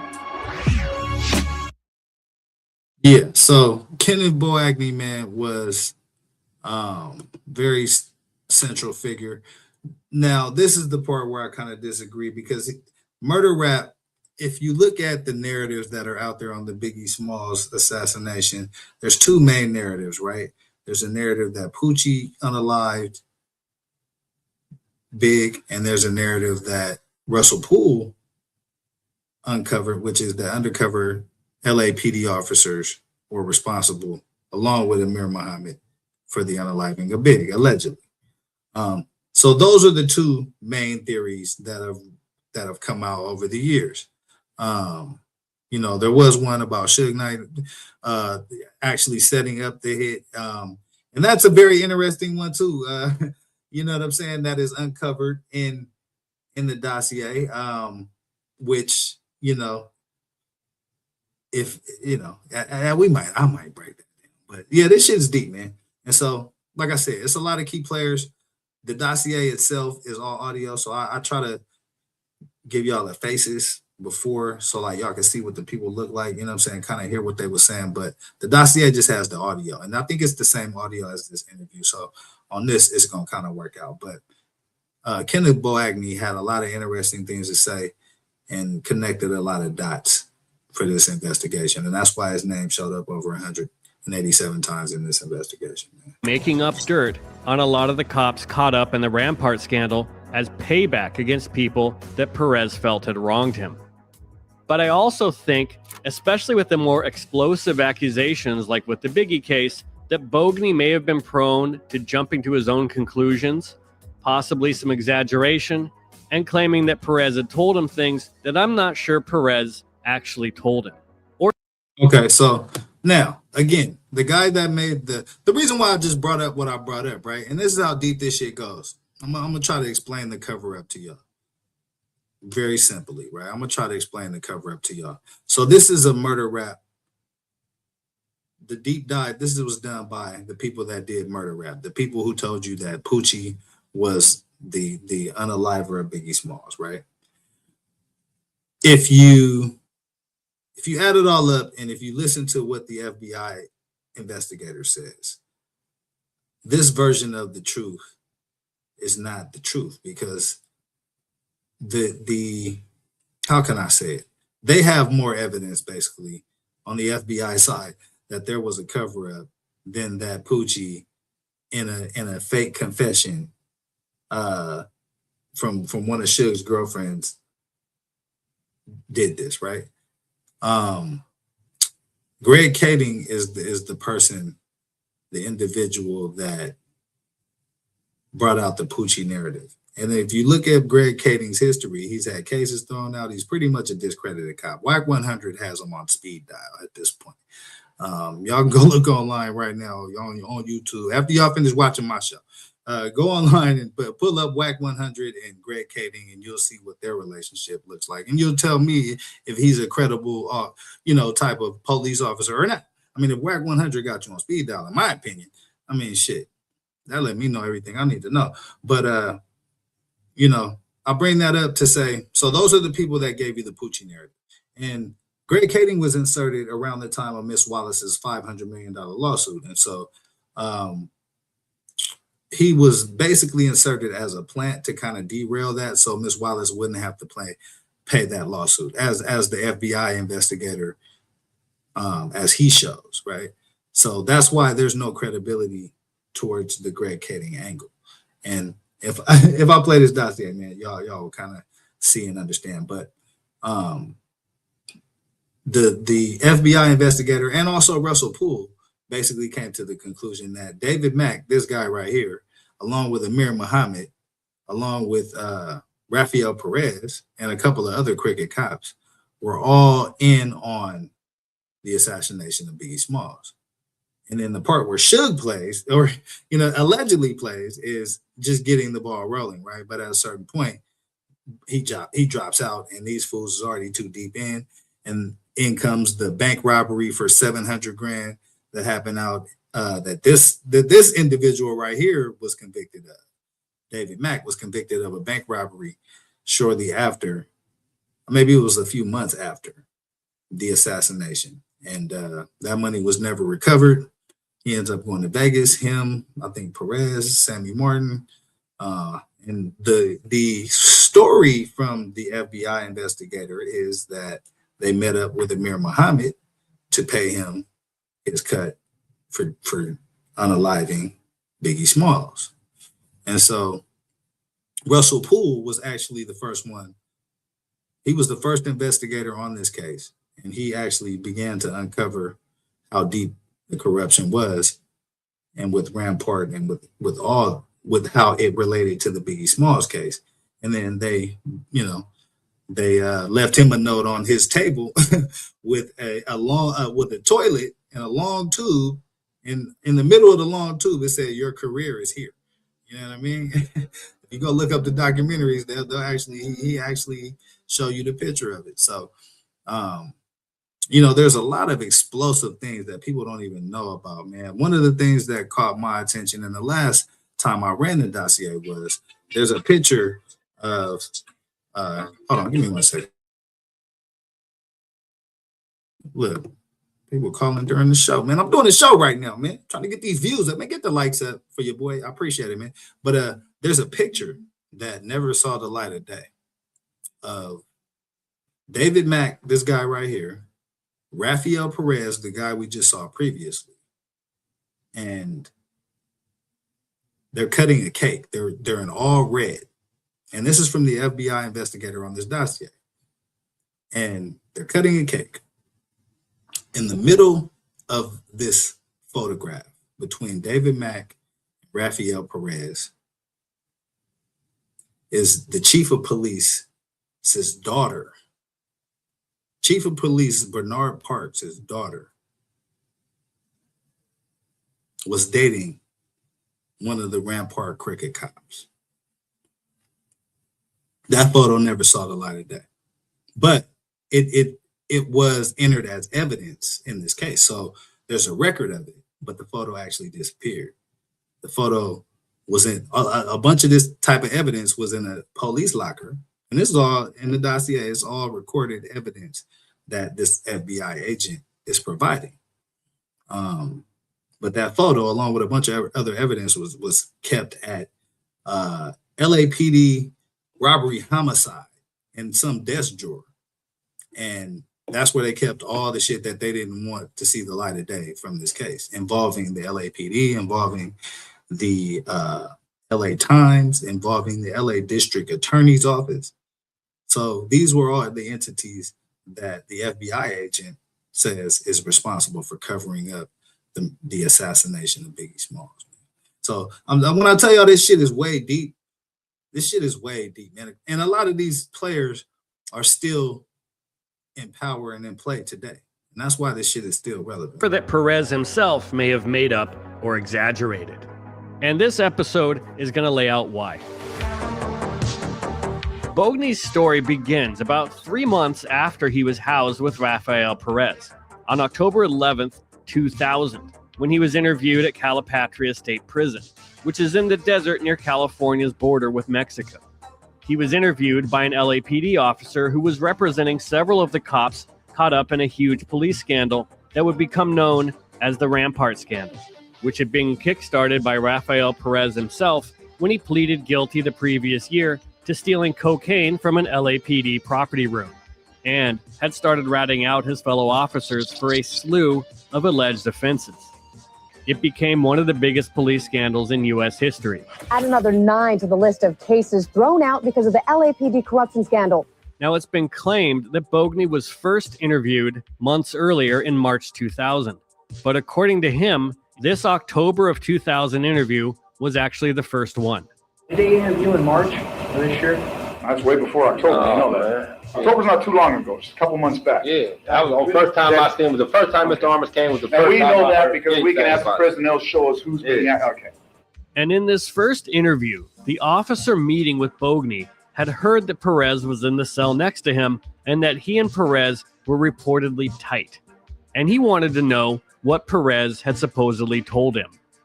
Of course, Bogey, who had no hope of getting his sentence reduced, refused to have the interview recorded and immediately asked what was in it for him, as most of us would. Bogey tells him he has information that would blow you away about Perez, and that he and Perez were, quote, road dogs during the 8 months that they were in prison together, and that they would play basketball in the yard, eat meals together, and hang out in Perez's cell for hours after dinner. He also says that Perez and Officer David Mack were very tight, and that they were both involved with Suge Knight, and that Perez was present when Biggie was killed. There it is right there. So that's a part of Kenneth Boagney's testimony, that Perez and Mack were involved with Suge Knight, and Perez was present when Biggie Smalls was killed. Boagney stated that Mack is an outright thug and a blood. You can put him in a yard, in any yard, and he will be running with the Bloods. Now, this is David Mack right here, the police officer that he's saying this about. Boagny stated that he knew a lot more about this issue, but did not want to talk about it any further as it was very big, in quotes. He said he would talk about it at a later time. Part of Perez's downfall was due to Perez leading a fast lifestyle with Suge. Yeah, so as y'all can see, man, this is Kenneth Boagny, who was the cellmate with Rafael Perez. And he basically is a very important figure. He shows up over 180 something times in the investigation because what he had to say was pretty impactful, man. And that was, from Russell Poole, and that was from Phil Carson. That's the name of the FBI investigator. His name is Phil Carson. Get the likes up. He also claims Perez is vindictive and is making false charges against LAPD officers in the Rampart scandal. But then he seems to hold back. He says he won't talk about the Biggie topic or Perez's alleged gang association any further because, quote, it was very big. And he refuses to discuss Suge Knight in writing because it was too big to talk about at this time. He ends up signing a written statement about other things that Perez allegedly told him regarding the Rampart scandal and other topics unrelated to Suge Knight and Biggie, but he refuses several requests to allow this interview to be recorded unless there comes a time when it would benefit him.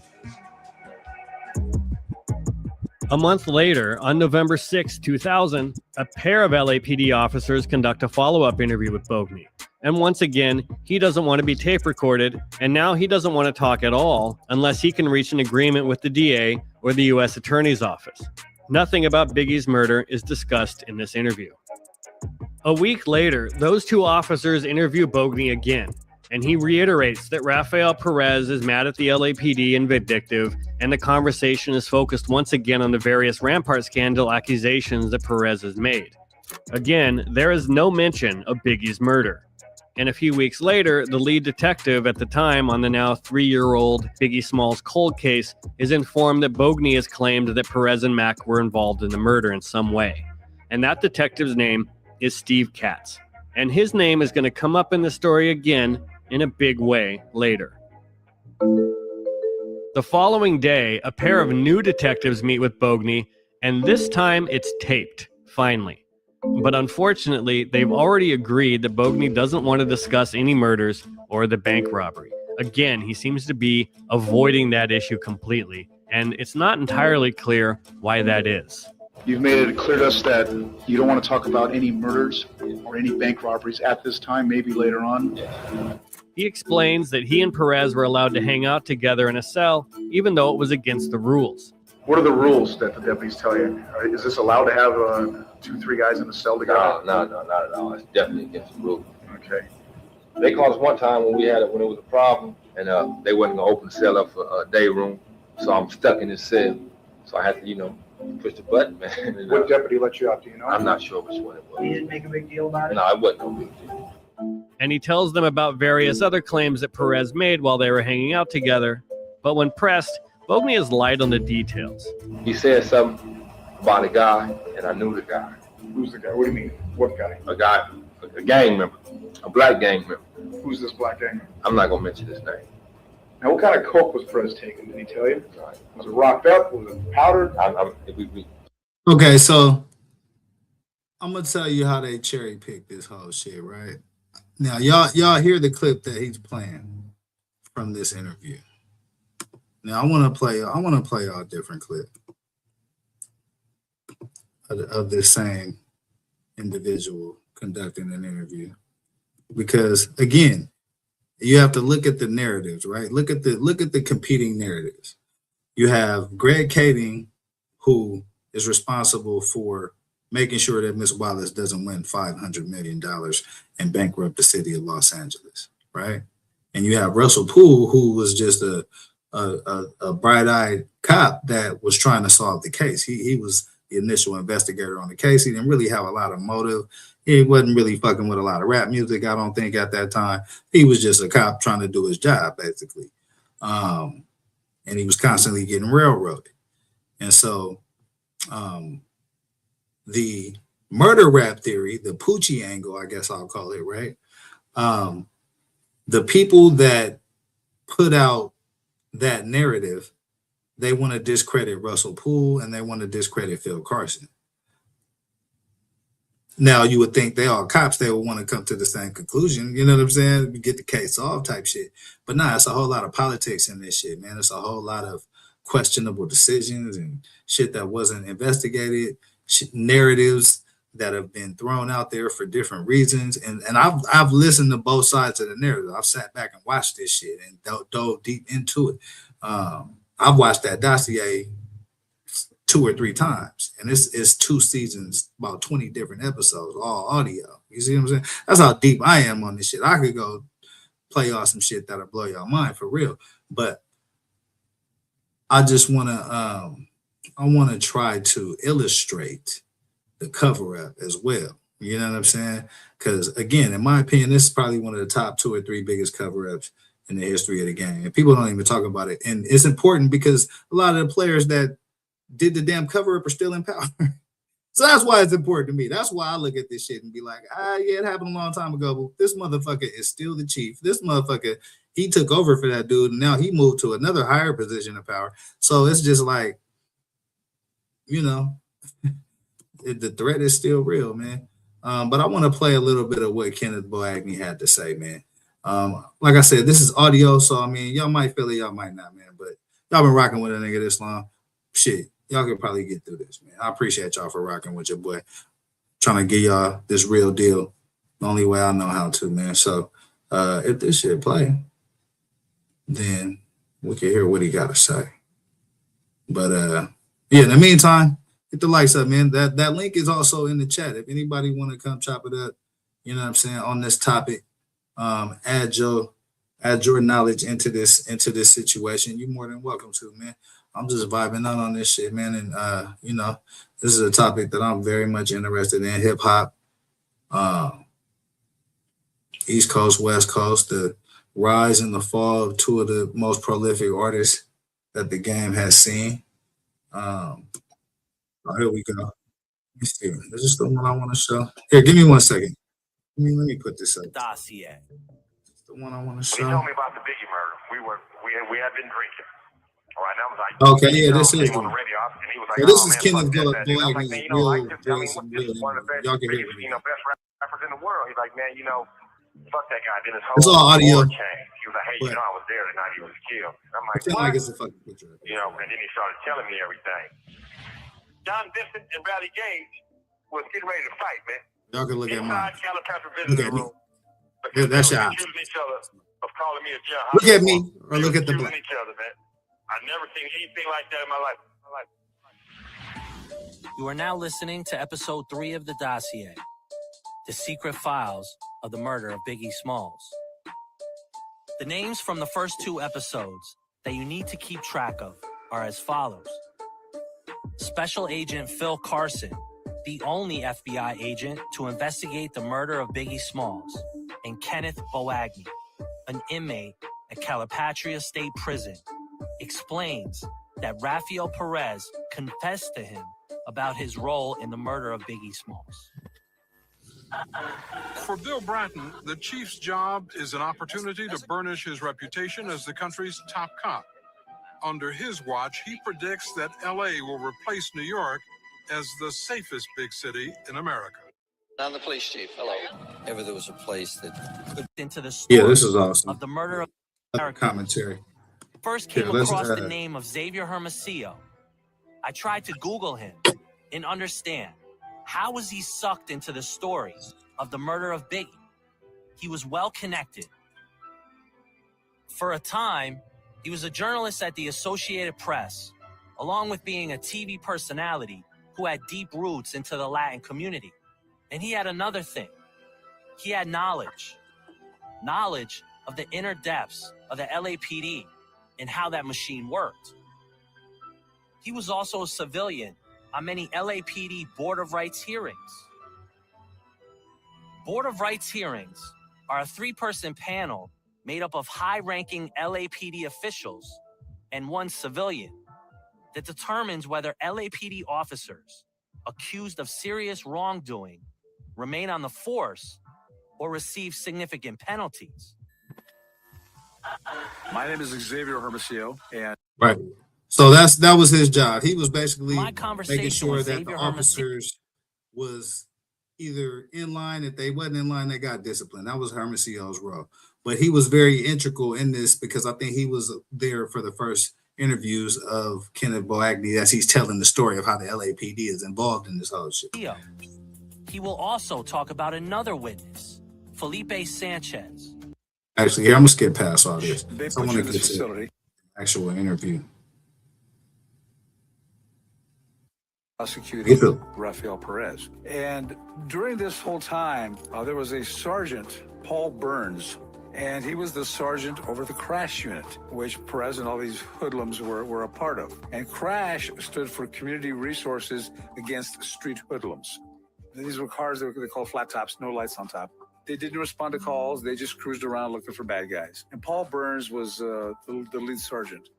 And to show you how dirty and scheming these cops were, they had two guys who would be in plainclothes cars by themselves, and they would follow this sergeant around. And when Perez and the other guys were going to caper, do bad things, they would say, "Okay, we're going to caper over here at the the south end of Rampart Division, and where's Paul Burns? Well, he's over here." And they would track him. They would follow him.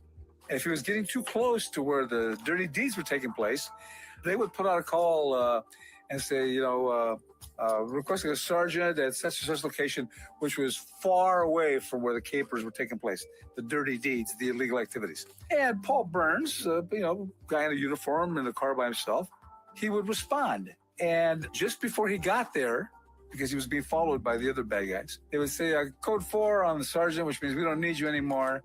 And, generally he would kind of patrol in the area and work his way back. So these guys would buy time for themselves to commit crimes, beat people up. They would sell drugs.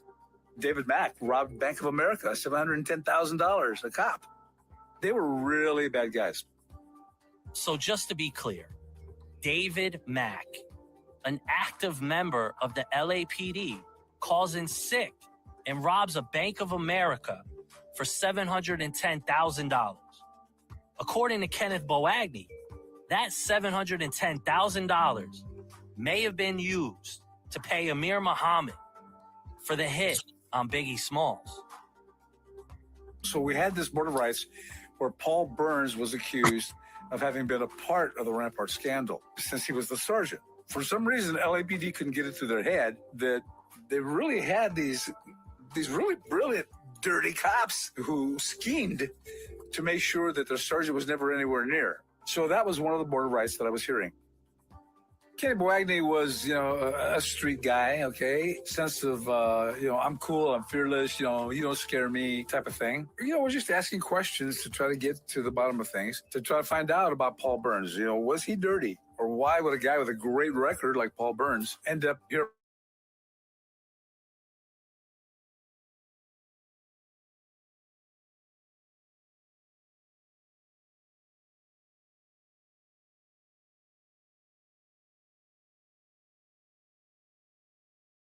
He was hesitant for the first time in the interview. And I pressed a little bit. And the department advocate, Sergeant Gary Fowler, was prosecuting the case. As Kenny Boagny, innocently, it appeared, starts to answer the question, Fowler jumps up, points in his face and says, "Shut your damn mouth. You were told not to talk about that." And, Boagny freaked, man. The blood just drained from his face. And Fowler says, "You were told not to talk about that. That's a separate case. Better keep your mouth shut." 30-some years around LAPD, I'd never seen that happen. And so I, immediately, being the quiet personality that I am, jumped in Fowler's face and said, "Sergeant, sit your ass down. That's out of order. What the hell's going on?" And then Boagny says, "I'm done. I don't want to die in prison." And I said, what are you talking about? And he goes, I was told not to come here today. And that if I did, I'd get shanked in prison, which is shanked is a term for getting stabbed. I just wanted to get away. I've been in prison for X number of years. I forget how long it was at that point. And he said, "I just want to get some fresh air and, you know, you guys sent a plane, a little fixed-wing plane to pick me up and fly me here. And he goes, it's a great view and fresh air. And he says, but man, he goes, I don't want to die. I'd never seen that in all the years that I've been doing these boards. And I mean, I've seen people afraid, but I'd never seen somebody react that way. And Whitey didn't want to go any further. So I turned to Captain Hale, or Ken Hale. I said, why don't we take an early lunch break? We went ahead and took a break. We came back from lunch. Oh, by the way, I went up to the Sergeant Fowler, who was the prosecutor, the advocate. And I got in his face politely. And I said, if you ever pull a stunt like that, I will do everything I can to take away your stripes and your pension. Because you don't do that, okay, in a hearing like that. You got a problem, you know, with a civilian, you deal with it outside the scope of a hearing like that. So we came back, we assured. Okay, so just to catch y'all up in case y'all kind of not following, right?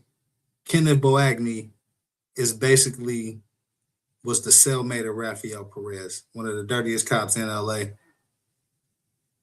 Training Day was rumored to be based off of what he did out here in these LA streets. So Kenneth Boagni was his cellmate, and he's breaking down everything that Perez told him, not only about Rampart, which was a bunch of dirty cops out here in LA tearing up shit, basically, in bed with the Sinaloa cartel, in bed with Death Row, doing their own, 1-2 out here in these streets. Kenneth Boagni is actually he's trying to relay to Xavier Hermosillo, he's the border rights advocate that y'all listening to, what's going on with this whole situation. Rampart, with the Death Row, with the Biggie assassination. But as he's going into the story, he's being told to shut the fuck up. And he's not supposed to be talking about that. That's a whole separate case. Another police officer is telling a witness in a deposition to shut the fuck up. And so when you hear on the murder rap version that we just heard, Kenneth Boagni was, light on information, and he didn't want to, the narrative that they were pushing was that he was confused. But as this FBI investigator is pointing out, Kenneth Boagni's information made the police jump out their motherfucking seat in these depositions. And he's mentioned over 187 times in this investigation. So to me, man, that screams relevance. Boagni, that everything was going to be okay, but that he needed to tell us, what was happening. I said, I'm going to ask you who visited you, etc. And I said, just relax. So we came back from lunch break, and we resumed the hearing. We're on the record now. Just right before we adjourned, you told us the story about being told that if you came and testified today, that you would be shanked, you'd be killed in prison. Who were the officers that told you that? And he goes, well, I didn't get their names. So I probed a little bit, and I said, well, what did they look like? What did they sound like? Did they call each other, hey, Bob? Yeah, Dave. No, they call each other partner, which is what you hear, amongst cops. And what did they look like? So he described them. And one was tall and thin, probably about 6'5", with dark rimmed glasses. And the other guy was a little shorter and a little plumpier, with a walrus-type mustache. And as he described, a bad toupee. That was pretty distinctive. No names attached, but, you'll log it in the memory book. Felipe Sanchez, where is he? Tell us the story about this next witness at the Board of Rights. He also had been arrested for burglary. He was also from a law enforcement family. He had two siblings who were, I think one was a sergeant, one was a lieutenant, with suburban departments in the San Gabriel Valley, east of downtown LA. They're Latino, a Mexican-American, reserved but intense individual. And so, we started asking Felipe, we understand that you were in the county jail with the ringleader of the Rampart scandal, Rafael Perez. What was an average day like? And he said, well, when the LA Times showed up in the morning, he would get it first. They would give him scissors to cut out any stories that were reflected negatively on him. And he began to tell a story, etc. And then he, as part of his testimony, started to go down a path that prompted the advocate, the prosecutor for the department, Sergeant Fowler, jump out of his seat again and tell him to shut his mouth and not to talk about that. That's happened twice. Talk about lightning striking twice. Boagni testifies, you said, on a Sunday. So is this to... No. We flew him in on a Sunday. Okay. He testified on a Monday morning. Sanchez was on Wednesday. And so we overruled him and said, go ahead, where were you headed? Fowler jumps up again and says, I just want to put on the record, you know, you were a burglar and and you're here today to testify, you know, to tell lies because you've been given the deal, haven't you? You know, you're not going to serve your time. And yeah, he got really aggressive. I said, do you happen to remember what they looked like? Well, one guy was tall and skinny, about 6'5", with dark rim glasses, and the other was a little shorter, kind of squatty, with his bad hairpiece and his walrus mustache. You don't have to be very intelligent to realize the same guys went to the Mexican border and the Oregon border to intimidate these two prisoners, Boagni and Sanchez. So I turned to Ken Hale, the chairman of the board and captain, and I said, you know what, why don't we call a recess? It's 11:30, it's a little early for lunch, but I want to have a conversation with him. And I went up to Mr. Sanchez, knowing what had just happened with Boagni 2 days before. It didn't take a lot to smell a rat. And the rat wasn't Mr. Boagni. It was Sergeant Fowler, you know, the advocate, the prosecutor, and it was somebody else inside LAPD. This is not how this department runs. And so I asked him, I said, do you remember the names of those guys? He goes, why are you asking? I said, well, you know, we'd like to know that was wrong. You know, we should have them investigated. And he says, what do I get out of it? I said, what do you want? And I was in no legal position to negotiate on behalf of the people of Los Angeles, of the Los Angeles Police Department. But I knew that I had to get whatever information. I grew up as a reporter. I'm a professional question asker. And I said, what do you want? And he told me what he wanted. He hadn't seen his mother in 4 years. She was in ill health. He was going to get out in 4 to 6 months. He wasn't sure she was even going to live that long. He felt bad for shaming his family. His mother cried every day about him. And he wanted to see his mother, who lived here in the LA area, hopefully see his mother before she died, before he got out of prison. That was a very touching, request. And I wasn't sure that we could do anything like that. But I said, if I can do that, will you tell me who they were? And he says, yeah, I know who they were. Which Boagni didn't. No, maybe Sanchez is putting us on, but hey, a little fair trade here. You give me the right info, and let's try to get your mom in here. When we reconvened, I told the two captains, we can cut a deal with Mr. Sanchez. We've arranged for his brother and sister, who are cops, to bring Mama down here tonight, and then tomorrow he'll reveal the information. So he had a binder, these cheap little, plastic binders you buy at the drugstore, because prisoners are entitled to have their private papers with them, and nobody can touch them. Okay, they're sacrosanct.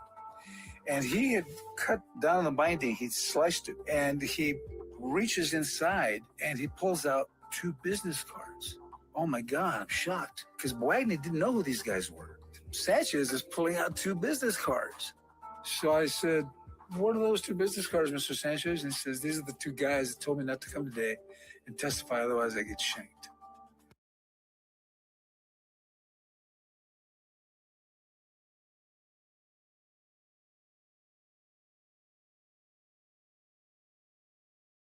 Damn, I thought I was talking, man. I was giving y'all the best game of this whole shit. Look, so 2 police officers stopped 2 witnesses from giving information on the Biggie Smalls case on 2 borders, one at the Mexican border, one at the Oregon border, Boagni and Felipe Sanchez. So that's kind of what he's describing right now. But we're going to get a little bit past this because I want y'all to hear some of the testimony of what he actually said, man. Let's get past this a little bit. Actually, what he says right here is actually oh my God, talk about the rush, I looked at the 2 captains and they're going, oh my God. And so I said, well, I'm going to walk over there and get those from you. And I looked at them and, I'm a light-skinned Mexican, but man, I turned really white because these 2 cards belonged to 2 members of the Rampart Task Force that was developed to get to the bottom of the scandal and the corruption in LA. Yeah, so listen to what he just said. The 2 cards that Sanchez gave him were from the people assigned to getting to the bottom of the corruption, the Rampart Task Force.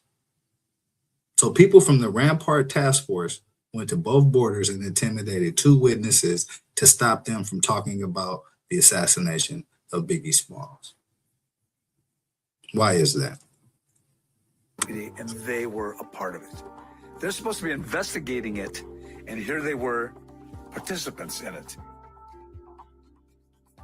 I'm feeling a chill just go through my body now, like I did that moment, because, man, all kinds of thoughts went through my head. One was disgust, one was surprise, one was fear.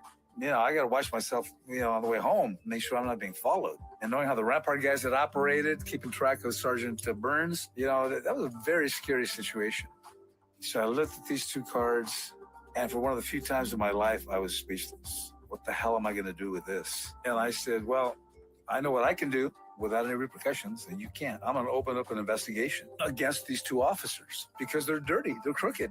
And so we took a short recess. And the assistant chief at that time was a fellow named David Gascon. David and I have been friends since we were little boys. And he was the assistant chief. So I called Dave. He goes, what's up? And so I told him, I said, I'm doing a board of rights. We've had 2 prisoners who were cellmates of Perez, Kenny Boagny and Felipe Sanchez. And I've just been given information that confirms 2 members of your Rampart task force who are supposed to be getting to the bottom of this thing are corrupt. They're dirty. And we know each other, David and I, well enough and respect each other, that he didn't even say, are you sure? Or that couldn't be, not at all. He says, what do you want to do? I said, I want to file a 128 personnel complaint. Well, let me just say that we found Paul Burns not guilty, the officer accused, and where Boagny and Sanchez testified. And sadly, the police department hounded him until he finally died. Young man. Took away his gun, they went to his house, took away all of his weapons. They transferred him to the furthest station away from where he lived. Inside LAPD, they call it freeway therapy. Hey, sounds pretty familiar, right? That sounds familiar as to what they did to Russell Poole. You know what I mean? So anyone who started to get close to the truth of what happened to the notorious B.I.G. inside of law enforcement, they shipped your ass off to Alaska. They put your ass on freeway duty. They got you as far away from this case as they possibly could. And that's what he's breaking down right now. David Mack was a member of the Nation of Islam? Yes. Okay. And he proclaimed both those things immediately after his arrest to other inmates and to the cops as well. Okay. And had this connection to Death Row Records, Right. which really was something he grew up with because he and Suge Knight grew up in the same neighborhood. I appreciate y'all for rocking, man. I know it's all audio, man. I've been trying to figure out how I want to break this shit down, but I'm gonna just play it, man. If y'all feel it, y'all feel it. If y'all don't, it is what it is, man. But it's good information in this docuseries, man. If y'all want to watch it, it's called The Dossier, the cover-up of the murder of Biggie Smalls. So FBI agent that worked the case, Phil Carson, and a documentary filmmaker. when he was arrested for the bank robbery, Russell, and he can tell you this, probably in better detail than I can, got a lot of clues that linked David Mack to Biggie's murder and linked a civilian associate of David Mack's as well. Well, during the course of the bank robbery investigation, I had interviewed the lead detective in charge of the bank robbery investigation, and he gave me a series of pieces of information that linked David Mack possibly to the killing of Biggie Smalls. One So this is Russell Poole. that, when they The did first a search investigator warrant on on his the house for the bank robbery, he owned a black SS Impala, and that's the same vehicle that was used in the killing of Biggie Smalls. Second of all, in his garage, which was unusual for a police officer, he had a shrine of Tupac Shakur all over his garage. That appeared to me unusual. Thirdly, he had posters, memorabilia, and it was well decorated inside in his garage. So Russell Poole is basically breaking down David Mack and how he was involved in this situation. Russ Poole got to a certain point in the investigation, and he did a pretty good job of uncovering what he uncovered. But the significance of this dossier that we're listening to is, again, this is from the FBI agent that took over the case after Russ Poole. And he actually had visibility into multiple cases that were related to the Biggie Smalls case. The Rampart case he worked the Arredondo case, who was a Rampart cop that was connected to the Sinaloa cartel, moving in hundreds of tons of drugs, and the Biggie case. So all three of those cases are very much connected, and his visibility into those three cases gives him, an ability to put the puzzle together the way the other incomplete pieces weren't. You know what I mean? Russ Poole only had so much resources, and once he got too close, they ran his ass off. The other dude y'all just heard about, once he started asking questions about the Rampart cops that were in charge of getting to the bottom of the Rampart corruption, these guys were intimidating witnesses.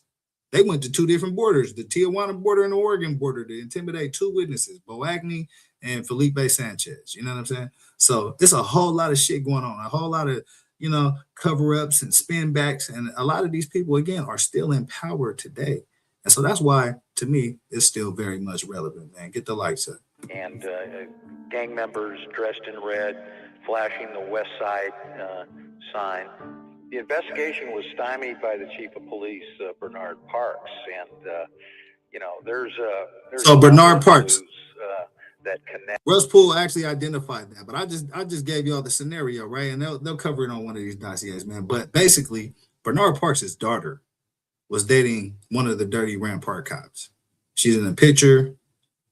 They're in all red. They're cutting the cake. She's in the middle of it. David Mack, Rafael Perez in the picture with the chief of police's daughter. Now, when you talk about motives and cover-ups and shit like that, I mean, there's a lot of reasons why people would not want this information to get out, especially as this Rampart shit was blowing up. You know what I'm saying? It's a very, very wide-ranging cover-up. You know what I'm saying? David Mack possibly to the killing. And I requested search warrants to be done on David Mack's home, his financials, etc., and I was denied in doing so. And as time goes on, you try to figure out, well, why doesn't the chief want to probe any further into David Mack's life? And then you find out later, I found out information came in that Chief Parks had recruited David Mack on the job. David Mack he attended Oregon University, and then later on attempted to make a comeback in track at USC, and that's where Chief Parks graduated. So David Mack going to Oregon, I think that's where he met Amir Muhammad. That's where they became friends. And I did actually a short on Amir Muhammad, and it laid out all the times that Amir Muhammad had gotten in trouble, but he had always gotten out of it. Some police officer made up some story to get him out of whatever trouble. He ends up chasing his girlfriend, his ex-girlfriend, and her boyfriend on the freeway, right? Pulls the blick out on him on the freeway. They report the incident. He gets out of that. A couple of days later, his ex and her boyfriend shot dead in the head. A police officer shows up, gives another story that it was a murder-suicide, and he was. And Chief Parks was known for recruiting athletes onto the police department. And it turns out that where David Mack did his probation, officers had contacted me and said, hey, it was common knowledge that Chief Parks had recruited David Mack on the job. 3 episodes into this podcast, and there is already enough hard evidence and facts to identify the suspects in the murder of Biggie Smalls. At this point, it's hard to refer to this case as unsolved. It's solved. It's just been covered up.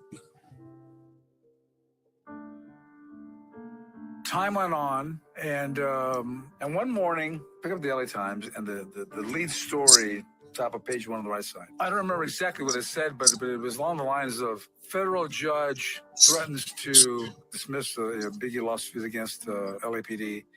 And then the smaller headline said, city denies that information the family seeks ever existed.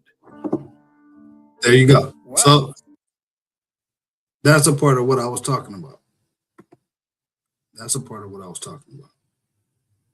The picture, the photo, there's tons of evidence that Miss Wallace and their estate requested that the LAPD said that they didn't have. But Phil Carson and also Russ Poole had documented in what they call their murder book. Is a document of all the evidence that they have, pictures, photos, all that. There was a lot of documents in that murder book that disappeared. A lot of documents. That photo that I've been referencing. And so they're going to get into a little bit of that stuff in this. This is episode 3, but they get into all that, man. Let me know in the comments how y'all feeling this, man. It's all audio, so I know it's kind of tough if y'all looking for some video, but damn it, if you want good information, the FBI agent that worked the case, that had visibility into Biggie's case, the Rampart case, and Arredondo's case, which are all related, I think he's the best source of information that you can get, man. So that's what I like to get. I don't give a shit about visuals and all that. I'll pretend like it's some shit on the screen. Look at my black ass. You know what I'm saying? Look at me. You know what I mean? Get the Having lights. done this board that involved these two guys, it was a disciplinary matter of Paul Burns, but obviously Boagni, was part of Suge Knight and the whole, Biggie Smalls and Tupac, in the early years. Felipe Sanchez and Boagni were visited by these two Rampart detectives, etc. And being a curious reporter type, I start to read the story. And here I'm reading about a lie on the front page, the lead story in the LA Times. And the activist in me wanted to do something, but the pragmatist in me said, hey, the rules are the rules, forget it. But my heart and my mind kept saying, his mom and his son deserve better. I didn't know what to do. I was troubled. I was frustrated. I read that story again. I said, Perry Sanders, why does that name ring a bell? You mean the attorney for Miss Wallace? For Miss Wallace. Yeah. Perry Sanders. There was something about that name that rang a bell. And so I started looking him up on Google. There's an attorney that I found was in New Orleans.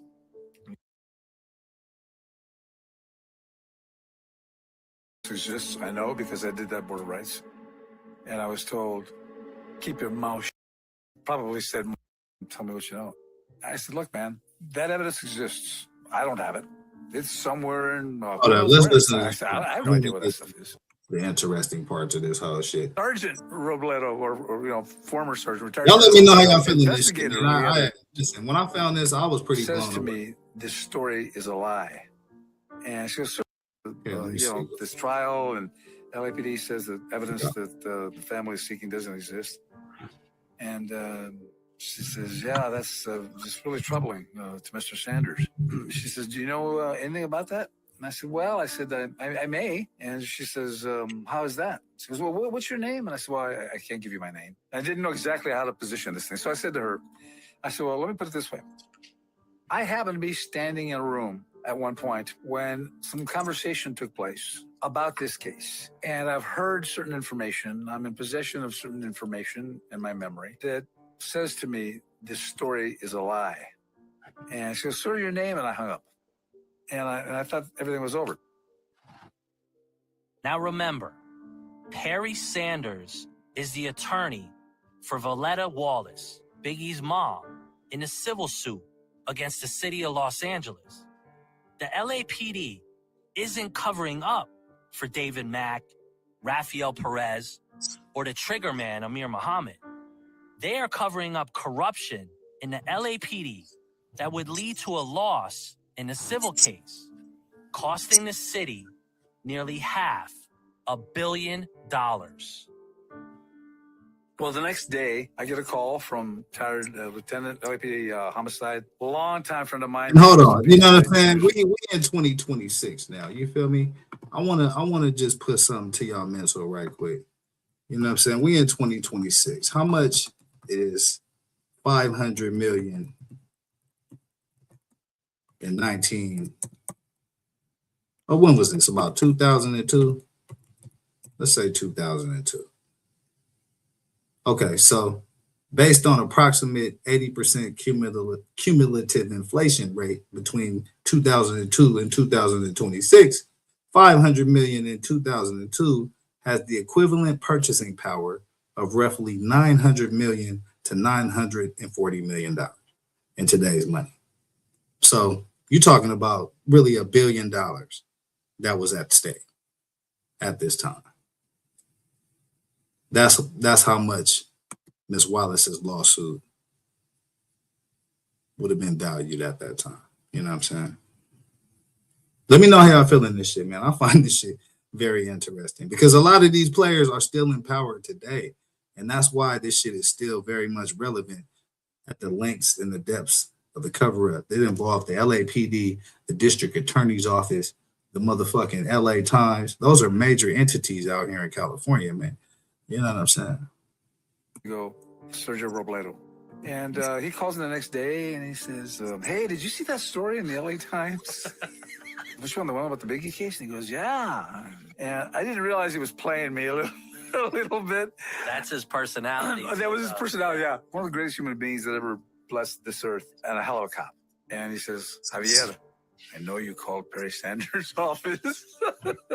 So now that I say that, let me throw this back, right? So this is where Greg Kading comes in. This is where the Poochie angle comes in. This is where that whole, left turn comes in, right? Again, Greg Kading is a police officer that WAC 100 has on speed dial.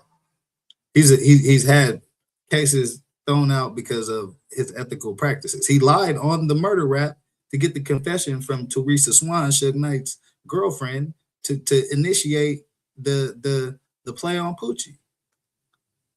And so you can take that information, or you can take the information from an FBI agent that worked not only the Biggie case, he worked the Rampart case overall, and he worked, other relevant cases that were connected. You know what I'm saying? He's got most of the pieces, if not all of the pieces of this puzzle.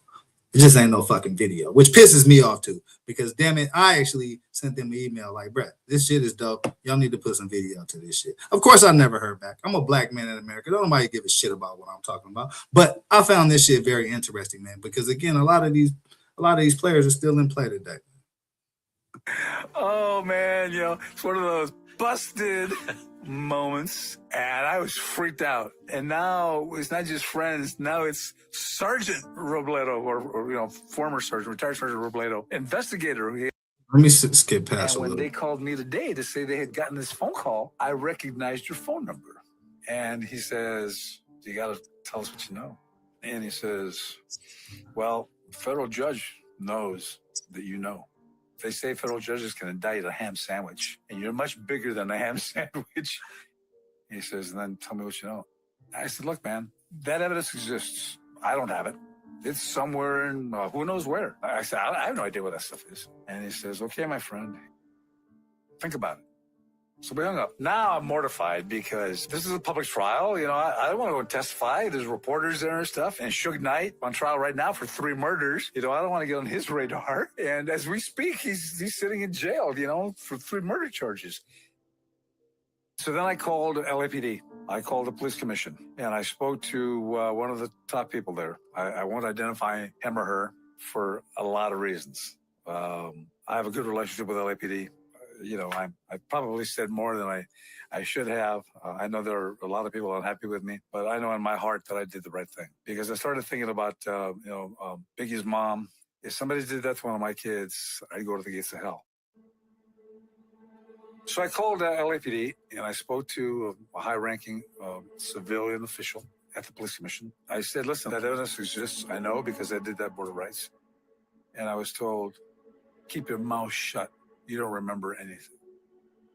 And then all of a sudden one day, my doorbell rings, and there's 2 guys in bulletproof vests, and I can see their sidearms, U.S. Marshals. And I can see beyond where they are down to the curb, and I see a van with bars on the windows. And so I opened the door. They said they needed to talk to me. And I said, about what? They said, you're coming with us. And I said, where are we going? They said, Judge Florence Marie Cooper wants to talk to you. I said, who's she? I know who she was. She was hearing the Biggie case. They took me up to the judge's chambers, and she wanted to know what I knew. And she asked me exactly what I remembered. I was able to say, well, there's this document, and this document, and this document, and then this investigation of these 2 cops, and da-da-da-da-da. And she said, do you know where that might be? I said, I have no idea. And she says, well, I'd like you to see what you can find out. I knew there was a big hammer behind that. and I wasn't going to be able to BS her. So she actually asked you to find out where those files were. Yeah, she asked me if I knew where they were. Yeah. Okay. Well, I didn't know where they were. Maybe they were in internal affairs. Maybe they were robbery homicide. Maybe they were stored in a warehouse. I legitimately didn't know where they were. I did like 100 boards. And so, you know, once you were done, you were done. Out of sight, out of mind. So I went back and I got on the phone with whomever I could call, you know, cops that I knew. And after a period of about a month and a half, I had a pretty good idea what the documents might be. Started up front with saying, look, I can't guarantee the finality or the accuracy of what I'm about to tell you. All I can tell you is that the information I have leads me to believe that it may be here. And so I shared with her the information was a robbery homicide. And I was able to pinpoint it down to a very narrow geographic area within a robbery homicide. Certain repository where if you looked inside, you know, and you knew what you were looking for, you might come across it. And there were two repositories. And they both belonged to the same detective who was the head investigator at that time on the Biggie Smalls case. And at that point, she pushed a button on her phone. A gentleman answered and says, yes, Your Honor. She says, you ready to rock and roll? He says, yes, ma'am. She says, come to my chambers. Here's your search warrant. Go shut down a robbery homicide. Make sure everybody puts their service revolvers on their desks. She goes, I don't want to shoot at it. They will okay, Corral. And so they hit robbery homicide. They went to the filing cabinet and the desk that my information indicated it would be. The detective, Stephen Katz, who was responsible for that desk, apparently refused to open it. They said he didn't have the keys when he had all the keys. And so they tore the filing cabinet open, tore his desk apart, and they found all the documentation, including the documentation on those two detectives who told Felipe Sanchez and Kenny Boagni not to show up because they would get killed in prison. Now, that's one document I've never seen. And the evidence that was hidden away and ultimately found in the filing cabinet and the desk, that my initials are on certain pieces of evidence as I cataloged them in. And I can tell you that there was a piece of evidence, a photograph, blew my mind and that of my fellow board members, because David Mack and Rafael Perez, the leaders of the Rampart gang, dressed from head to toe in red. Red hat, red suit, red shirt, red tie, red shoes, which is the color of the blood gangs in Los Angeles. So here you have two police officers dressed in blood attire. And they're standing next to a female who is wearing a red dress with a red bow in her hair. She's cutting a cake that refers to the Bloods ruling. And the woman in that photograph, it was the daughter of the chief of police.